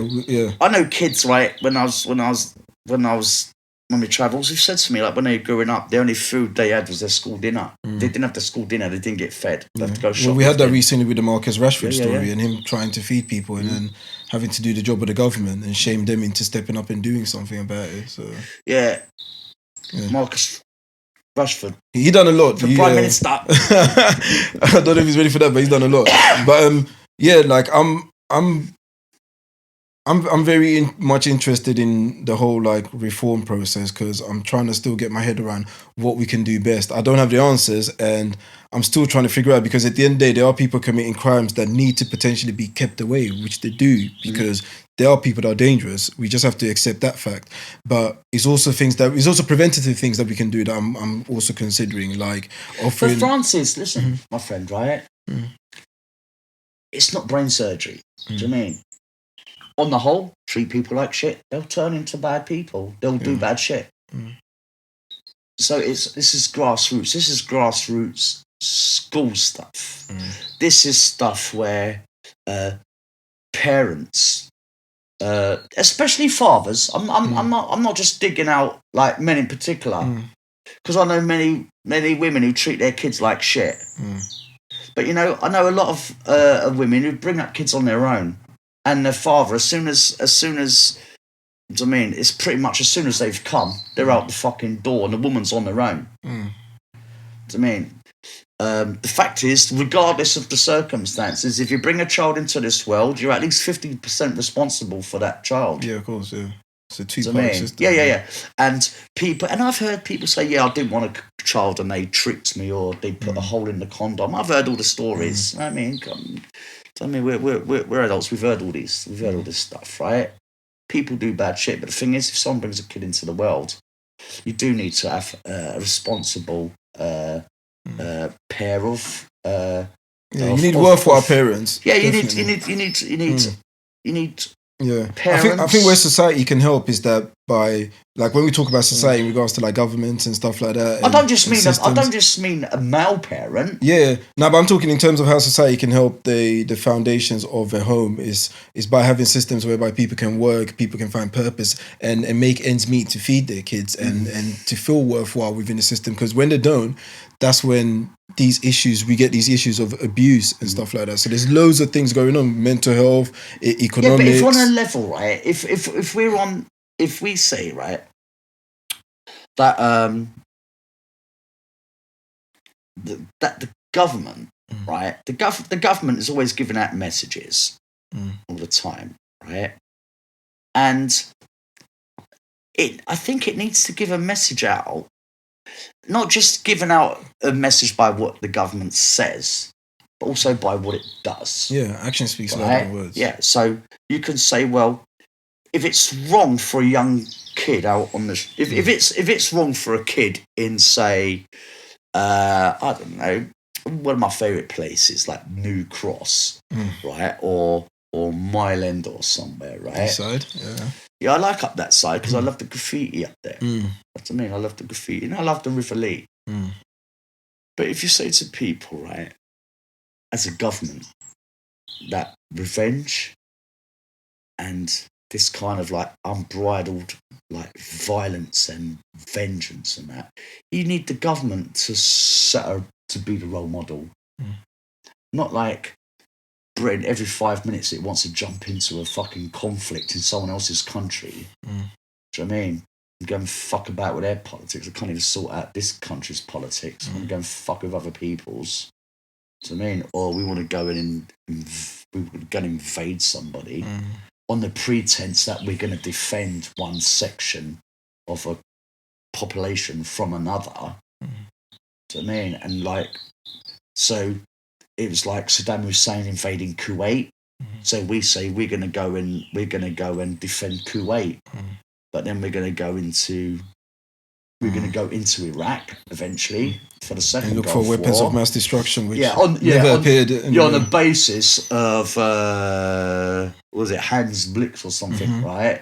We went over there, didn't find no weapons of mass destruction. That was a complete lie. Now I'm not saying that there wasn't any. Because if you were Saddam Hussein and you're going to get invaded by the Brits and you find a way of hiding America, you might as well just get rid of them, right? Now, I'm not saying that they weren't there, but on the evidence, evidence says that there wasn't nothing. But you know what I mean? But the thing is, defending Kuwait, the Kuwaiti people from the Iraqis, noble or whatever. I'm not making no political message about that. Right? The Kuwaitis were invaded by the Iraqis. And on the pretense of caring, do you know what I mean? They were able to sell to the British government, we're going to go over and help these people. Do you know what I mean? But even the most foolish person knows it's just about oil. Do you know what I mean? Yeah. Even as a kid then when it was happening, I knew it was even about kids oil. know that. Yeah, at that even time. Kids are like, look, our government... I knew there was some sort of benefit. Yeah, our government are just horrible, selfish, power-hungry cunts. That is what they are. So you think the example should come from the government, above, and that will trickle down? Our government has not been. It's not known for being compassionate, for being. I don't think most governments for being really kind. Yeah. No, but the thing is, you could say like, what was it that the guy that is? I think his name was John Smith. I think it was, and he was the leader of the Labour Party till he died. So I don't remember. Do you know what I mean? Probably my yeah, time. but he'd come across as being like really kind and a compassionate like agenda.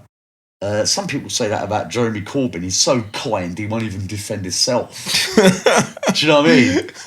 Do you know what I mean? That's it. So people can throw when Jeremy Corbyn it looked like he was going to take power. The Tories got the big guns out. Yeah. But the thing is, kindness and compassion is great attributes to have. But in the scope of like international representation, it's also very difficult because you're fighting against other people who might be extremely vicious and hard-handed. But it's so you're aligning yourself with. So I mean, at the time, was it you had? So you had. In Russia, like. The big players, the big players in the game are all fucking lunatics. Do you know what I mean? So it's Putin that people, I don't know about whether he was voting because their voting system is corrupt. But it seems that the more that toxic masculinity, you know, they got photographs of him like shooting with rifles and doing lots of stuff with the army, and bears and riding horses topless. Yeah, fucking Putin shagging bears. Don't even shagging them, but do you know what I mean? Yeah. It's like,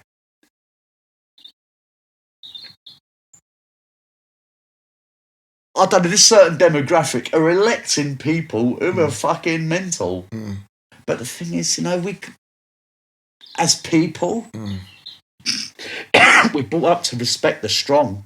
Yeah, courage is highly revered. Like, do you know what I mean? Courage and strength. Yeah, but one man's courage is another man's fucking could be another man's tyranny. Yeah, it could be another man's tyranny as well. Another tyranny or stupidity. Yeah. You know, like I said before, prison was bad. Yeah. Being outside it's just, you've got to do the same thing you do in prison, is try and navigate your way through life. Do you know what I mean? All you can do is just try and make sure you've got a consistent income coming in, a guaranteed income, and that you get your rent, that you get your bills paid. Yeah. Do you know what I mean? I think most people, that's just all they want. But a lot of people ain't never going to get that. Yeah. A lot of people are just, I think that's what drives people mad. Just insecurity. And that's the easy way of pushing people back into like crime. Yeah, financial insecurity. Yeah, financial insecurity. Yeah, we got to find a great balance to help and encourage everyone within a society to find that to an extent. You know what I mean? To stop pushing people into the fringes. But it's a conversation that's being had, and it's something that I think more and more people are now starting to pay attention to. They're starting to pay attention to those who are struggling within the system or the structure that we have currently. Well, what I think causes a lot of problems, right, is just a lack of resources, right? A lack of resources. Well, the resources are there, but it's being hoarded. So it's like but the people who are hoarding are the people who've always hoarded. Do you know what I mean? You've got I'm not going to talk about the billionaires. Do you know what I mean? We could talk about them all day long, but we know they're billionaires. They're still going to make more billions. Nothing's going to change there. But the thing is, I think the public, I think they need to be willing to share a little bit more. I think they can. I think they have the ability. To, but not sell our shit off. Can I tell you a secret?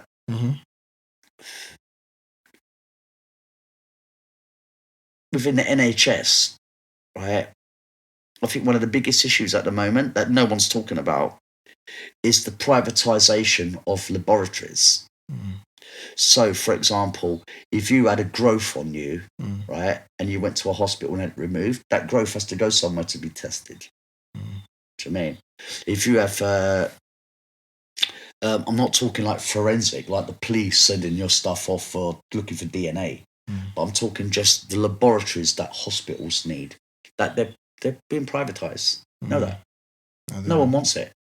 Yeah, it's like all the work's going from NHS into like private laboratories because they're cheaper. But the thing is they're making lots of mistakes, making lots of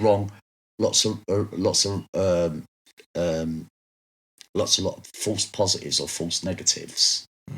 So I mean, on many different things. But this isn't something that's being thought about. While the country's being locked down,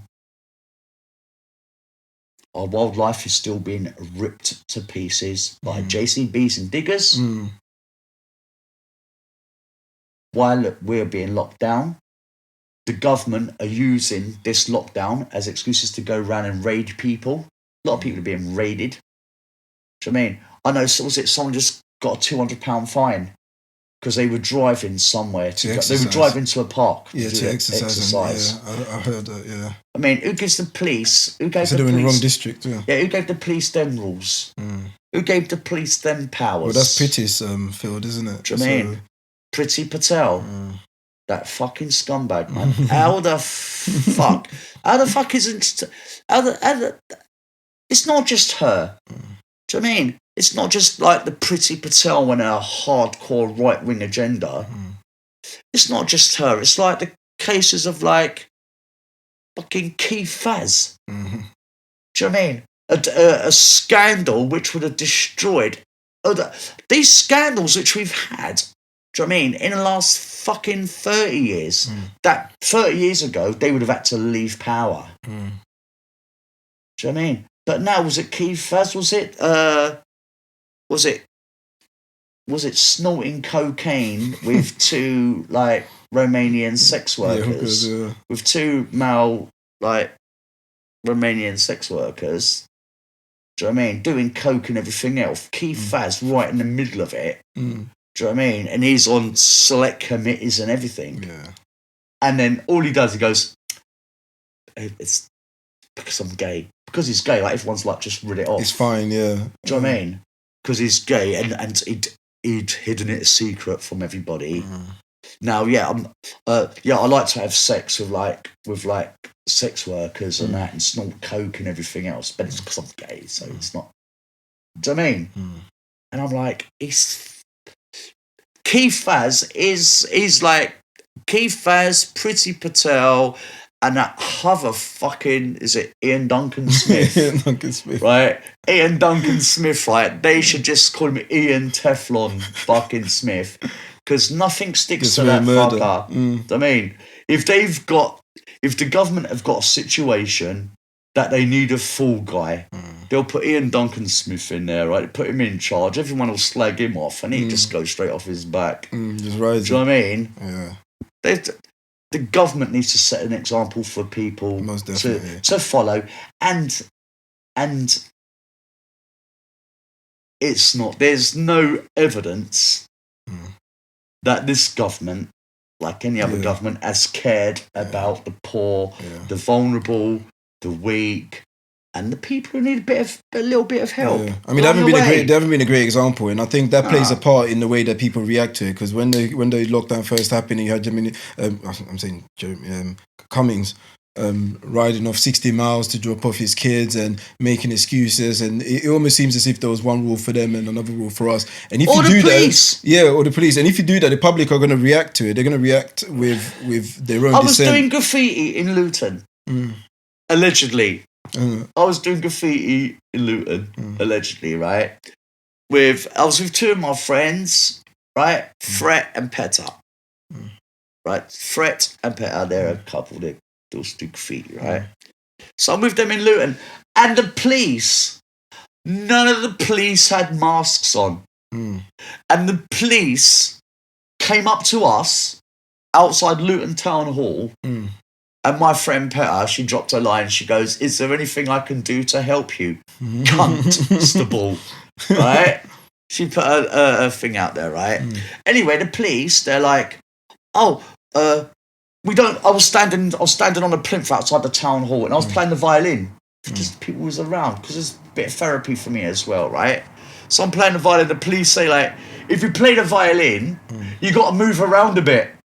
Then we can justify it as exercise. Otherwise, we're going to arrest you. So you're like jogging around in circles. Like. Yeah. No, I've just had to move around a lot more playing the violin, right? Just to satisfy the police. None of them had masks on, right? Now, I had to go to Kingston Police Station. Oh, did you? Did they write you up, the ticket? Do you think? No. I had to go for something else, right? Okay. For graffiti, right? Allegedly, although I went guilty, right? Allegedly, I graffitied something on Hackney Town Hall, right? Allegedly. Anyways, they found out who I was, right? So there was a protest outside Hackney Town Hall about that place, a sister space, and Hackney Town Hall want to shut it down, right? That Hackney Town Hall just don't care about people, right? So like this is like a refuge and that, do you know what I mean? And Hackney Town Hall don't want to put money into it or whatever they want to do. Anyway, so I went up there out solidarity, do you know what I mean? So I went up there, I played a few songs on my guitar, then allegedly I did some graffiti, then allegedly 20-odd police officers jumped on me, then allegedly a load of Black Lives Matter protesters ripped the police off of me to allow me to get away, allegedly, right? And allegedly, some of these Black Lives Matter protesters managed to get me away so the police could duff me up because they fucking hurt me. Thought they were going to kill me. Wow. Yeah, just started stamping on on my neck, I've got I've still got the photos of somewhere. Do you know what I mean? It's on the police, their foot on the side of it. I've got 20 police officers trying to pin me to the ground. And allegedly these protesters grabbed them all off. I'm telling you what, if these Black Lives Matter protesters didn't pull the police off me, I'd be dead now. I couldn't breathe. Do you know what I mean? And I'm not saying like, is it like George Floyd and that, like, do you know what I mean? But I'm laying there on the floor and I was in tears. I was crying.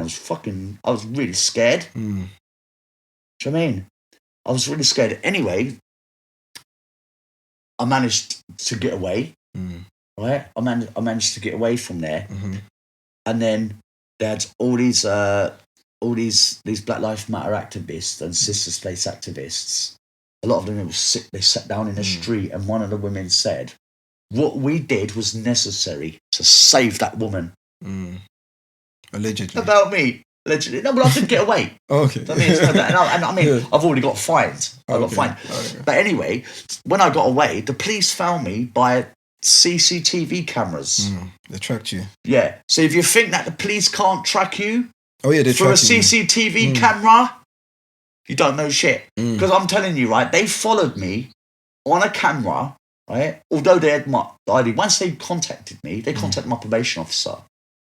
And they said, yeah, Sarah allegedly graffitied Hackney Town Hall. She has to go to Kingston Police Station. I have to give my DNA. I have to give my DNA and fingerprints. I went to Kingston Police Station to give my fingerprints and DNA. None of them had masks on. None of them had masks on. So say an example is key. Yeah. So the police in Luton, they didn't have masks on. The police in Kingston Police Station, when I went in there, didn't have masks on. And then I had to go to Thames Magistrates. I had to go to for doing a graffiti. And they give me, I think they were supposed to give me like a £500 fine, but they put it down to £250 and not to like a conditional discharge for a year. Just graffiti. And I know it scares some people, but mine was political. Right? But I mean, all the police I was in contact, none of them had masks on. What kind of example are they saying? They say if you go on the train and you ain't got a mask on, you can be nicked. I see police all over the place with no masks on. I've seen them all over since it happened. Or they got this one, which they've been talking about today. I think they was talking about it on the news, where they're saying that instead of people with the mask like on here, right? People have got the mask, they've got it here. Yeah. Do you know what I mean? Because especially if you wear glasses, it steams your glasses up. You know what I mean? And so that just like people outing each other. The only people that I'm outing is the police. You can't go round and say, yeah, we're in to enforce a government policy. You're not following it yourself. That not only are they not following it, the fucking government's not following either. Do you know what I mean? And like I say, I'm not saying that I'm not saying no one's following it. But I don't think the guidelines from the government, they're not making no sense, because they're saying like, yeah, you can go and play golf or you can play tennis, but you can't go dancing. Do you know what I mean? You can't go dancing. You can't go for a walk in the nearby neighborhood. You can't do things that normal people want to do, but if you like, but you can exercise with another person. Yeah. But if you're a golfist, right? If you're a golfer, right, and you take your golf bat down to fucking, I don't know, Adderton golf course or something, right? Do you know what I mean? Oh, that's all right if you're a golfist, right? With a golf bat, right? Or if you go and play tennis. Do you know what I mean? But I don't know about the rules on swimming or fucking playing bridge. There's no swimming whatsoever. Or playing kaluki with your next door neighbour. I don't know what the rules are. It's all these sports that no one really plays. Not majority of people play. All I know is that this government, no one respects this government. No one respects it enough to follow any kind of COVID rules. Because the government have got no bottle. They haven't. And I think they missed the trick too late. I think the isolation should have been at the beginning of it. So we're going to have fucking hardcore isolation. Across the board, right, for everyone. Hardcore, but like, just keep it for 10 days. A 2-week, 14-day hardcore lockdown, right? And the government would say, right, anyone who's not working, we'll look after them. There is enough money. Don't let none fool you. There's always enough money. Especially when Boris Johnson wants something. Right? Well, furlough proved that there was quite a big chunk left to... Yeah. Do you know what I mean? But they could have just said, you know what, we're gonna look after people. But you know, at the moment, some people are getting furloughed, and some ain't getting shit. Some ain't getting nothing. Do you know what I mean? Yeah. I know loads of independent people on LBC. I think remember the case where the guy's a photographer. So I'm an independent photographer, and there's no one to furlough them. There's no money for them. Yeah. But you know, a lot of independents, a lot of businesses are crumbling. There's supposed to be a hardcore lockdown, man. Cars, look, the cars, still people like crowding on the trains and everything else. It's ridiculous. People still have to live. Yeah, but what's next for Sarah Jane Baker? Like, what's next for you? What type of work do you have coming? Because I know early on, before we started recording, I was talking about potentially you wanted to do some recording, some podcasts. I thought about doing a podcast. Yeah. And I would definitely think it's something that you should do. I think you've got enough stories, enough ideas, and things that you're doing that you can possibly project through podcast and share your story. To be fair, right, I don't want to tell other people's story. I'd rather them tell that. Yeah. No, I mean, like, you can talk about the work that you do. There's so many things that you can do. You can share your ideas on things. You can be like a commentator on politics and culture. Francis, I'm not here to change the world. I'm here to change just a little teeny bit of it. Yeah, and this is a part of it. Sharing yours and your ideas is a part of changing it. And I think a lot of people communicate now online, so that's where ideas are put forward. Yeah, I still got this aversion to online stuff. I mean, I can put something on. I could put something on TikTok or put something on Instagram, right? But because I'm not just going to blame the lockdown, but it is part of it. But I really need someone to I need someone to fucking live with me to help you do it step by step. To live with me and to like be like a wet nurse and to show me this. I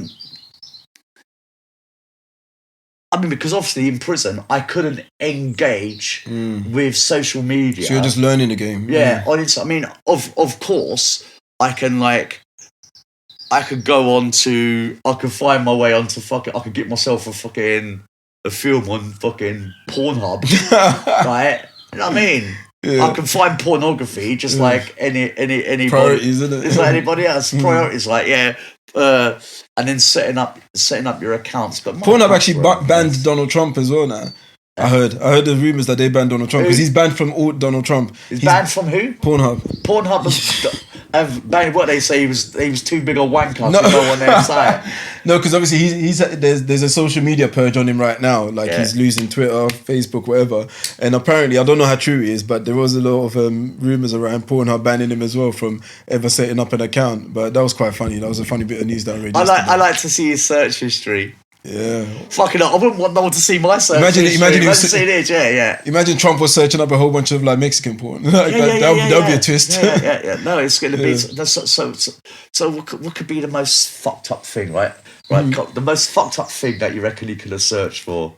I don't know. Something weird would be. I don't know. Something that would be hilarious. I don't know if you're searching for Mexican maids or something. Yeah, no, it's gonna be. I reckon with Donald Trump, right, I got a sneaky feeling, right, that he might be secretly trans. Right.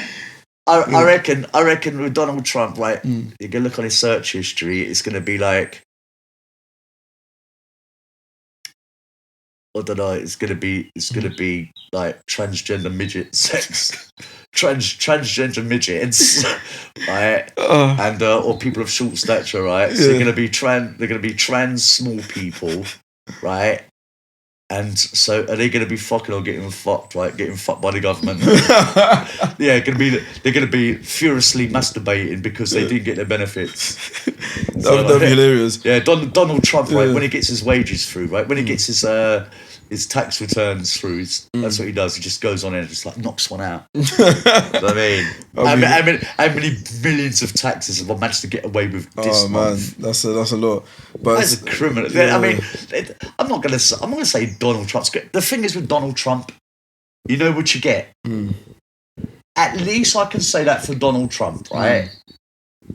The one thing I can say about Donald Trump is you knew what you're gonna get. Yeah, and he always doubles down, so he never really backs down from anything. You buy a tin, right? You don't buy it like there's my favourite colour. Now let's do this. You don't go to London Paint, right? You don't go to VIP graffiti paint shop, right? In Tottenham.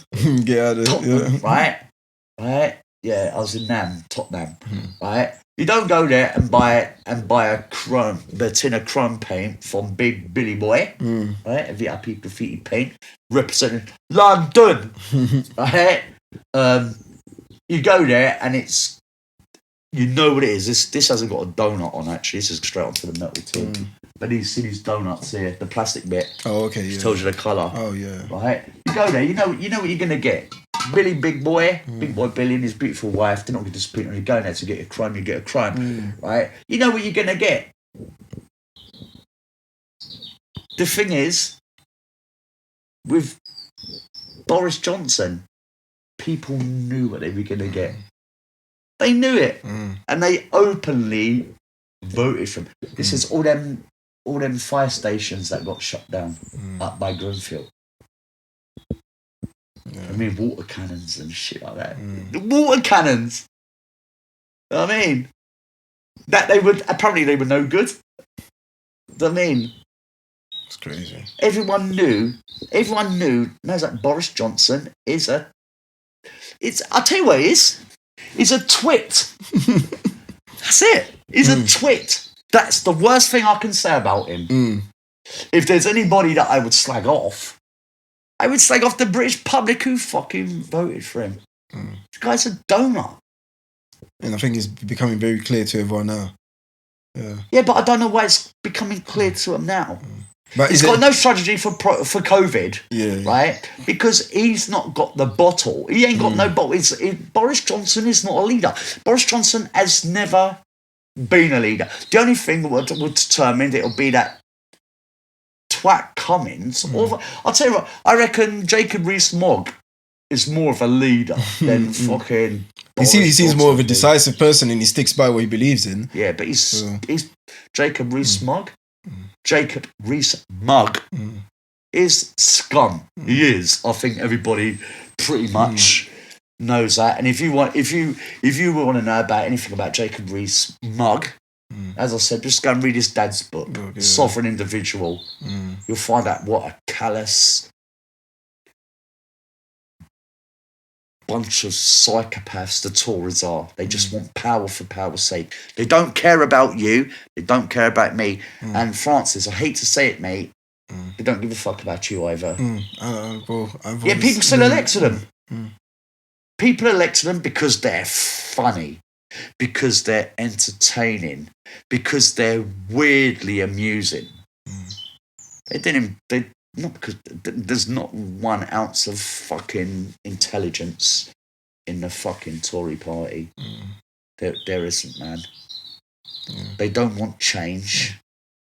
Do you know what I mean? Any last words of hope before we cut off today? I mean, there's been a lot of doom and gloom happening in the world anyway, so that's what we're kind of discussing. But what's your last words of hope? Like what? Well, it's gonna have to be biblical. Go on. From Ecclesiastes 9-11. Yeah. Whilst there's life, there's hope. Amen to that. Amen. Whilst there's life, there's hope.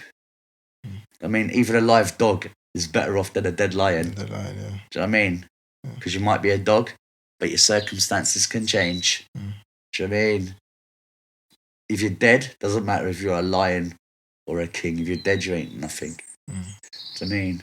But all the time, whilst there's life, there's hope. That's right. For it's better to be a live dog than a dead lion. That's a beautiful way of ending this. It's been an absolute pleasure. Thank you for having me once again. We could do elbows. We did elbows.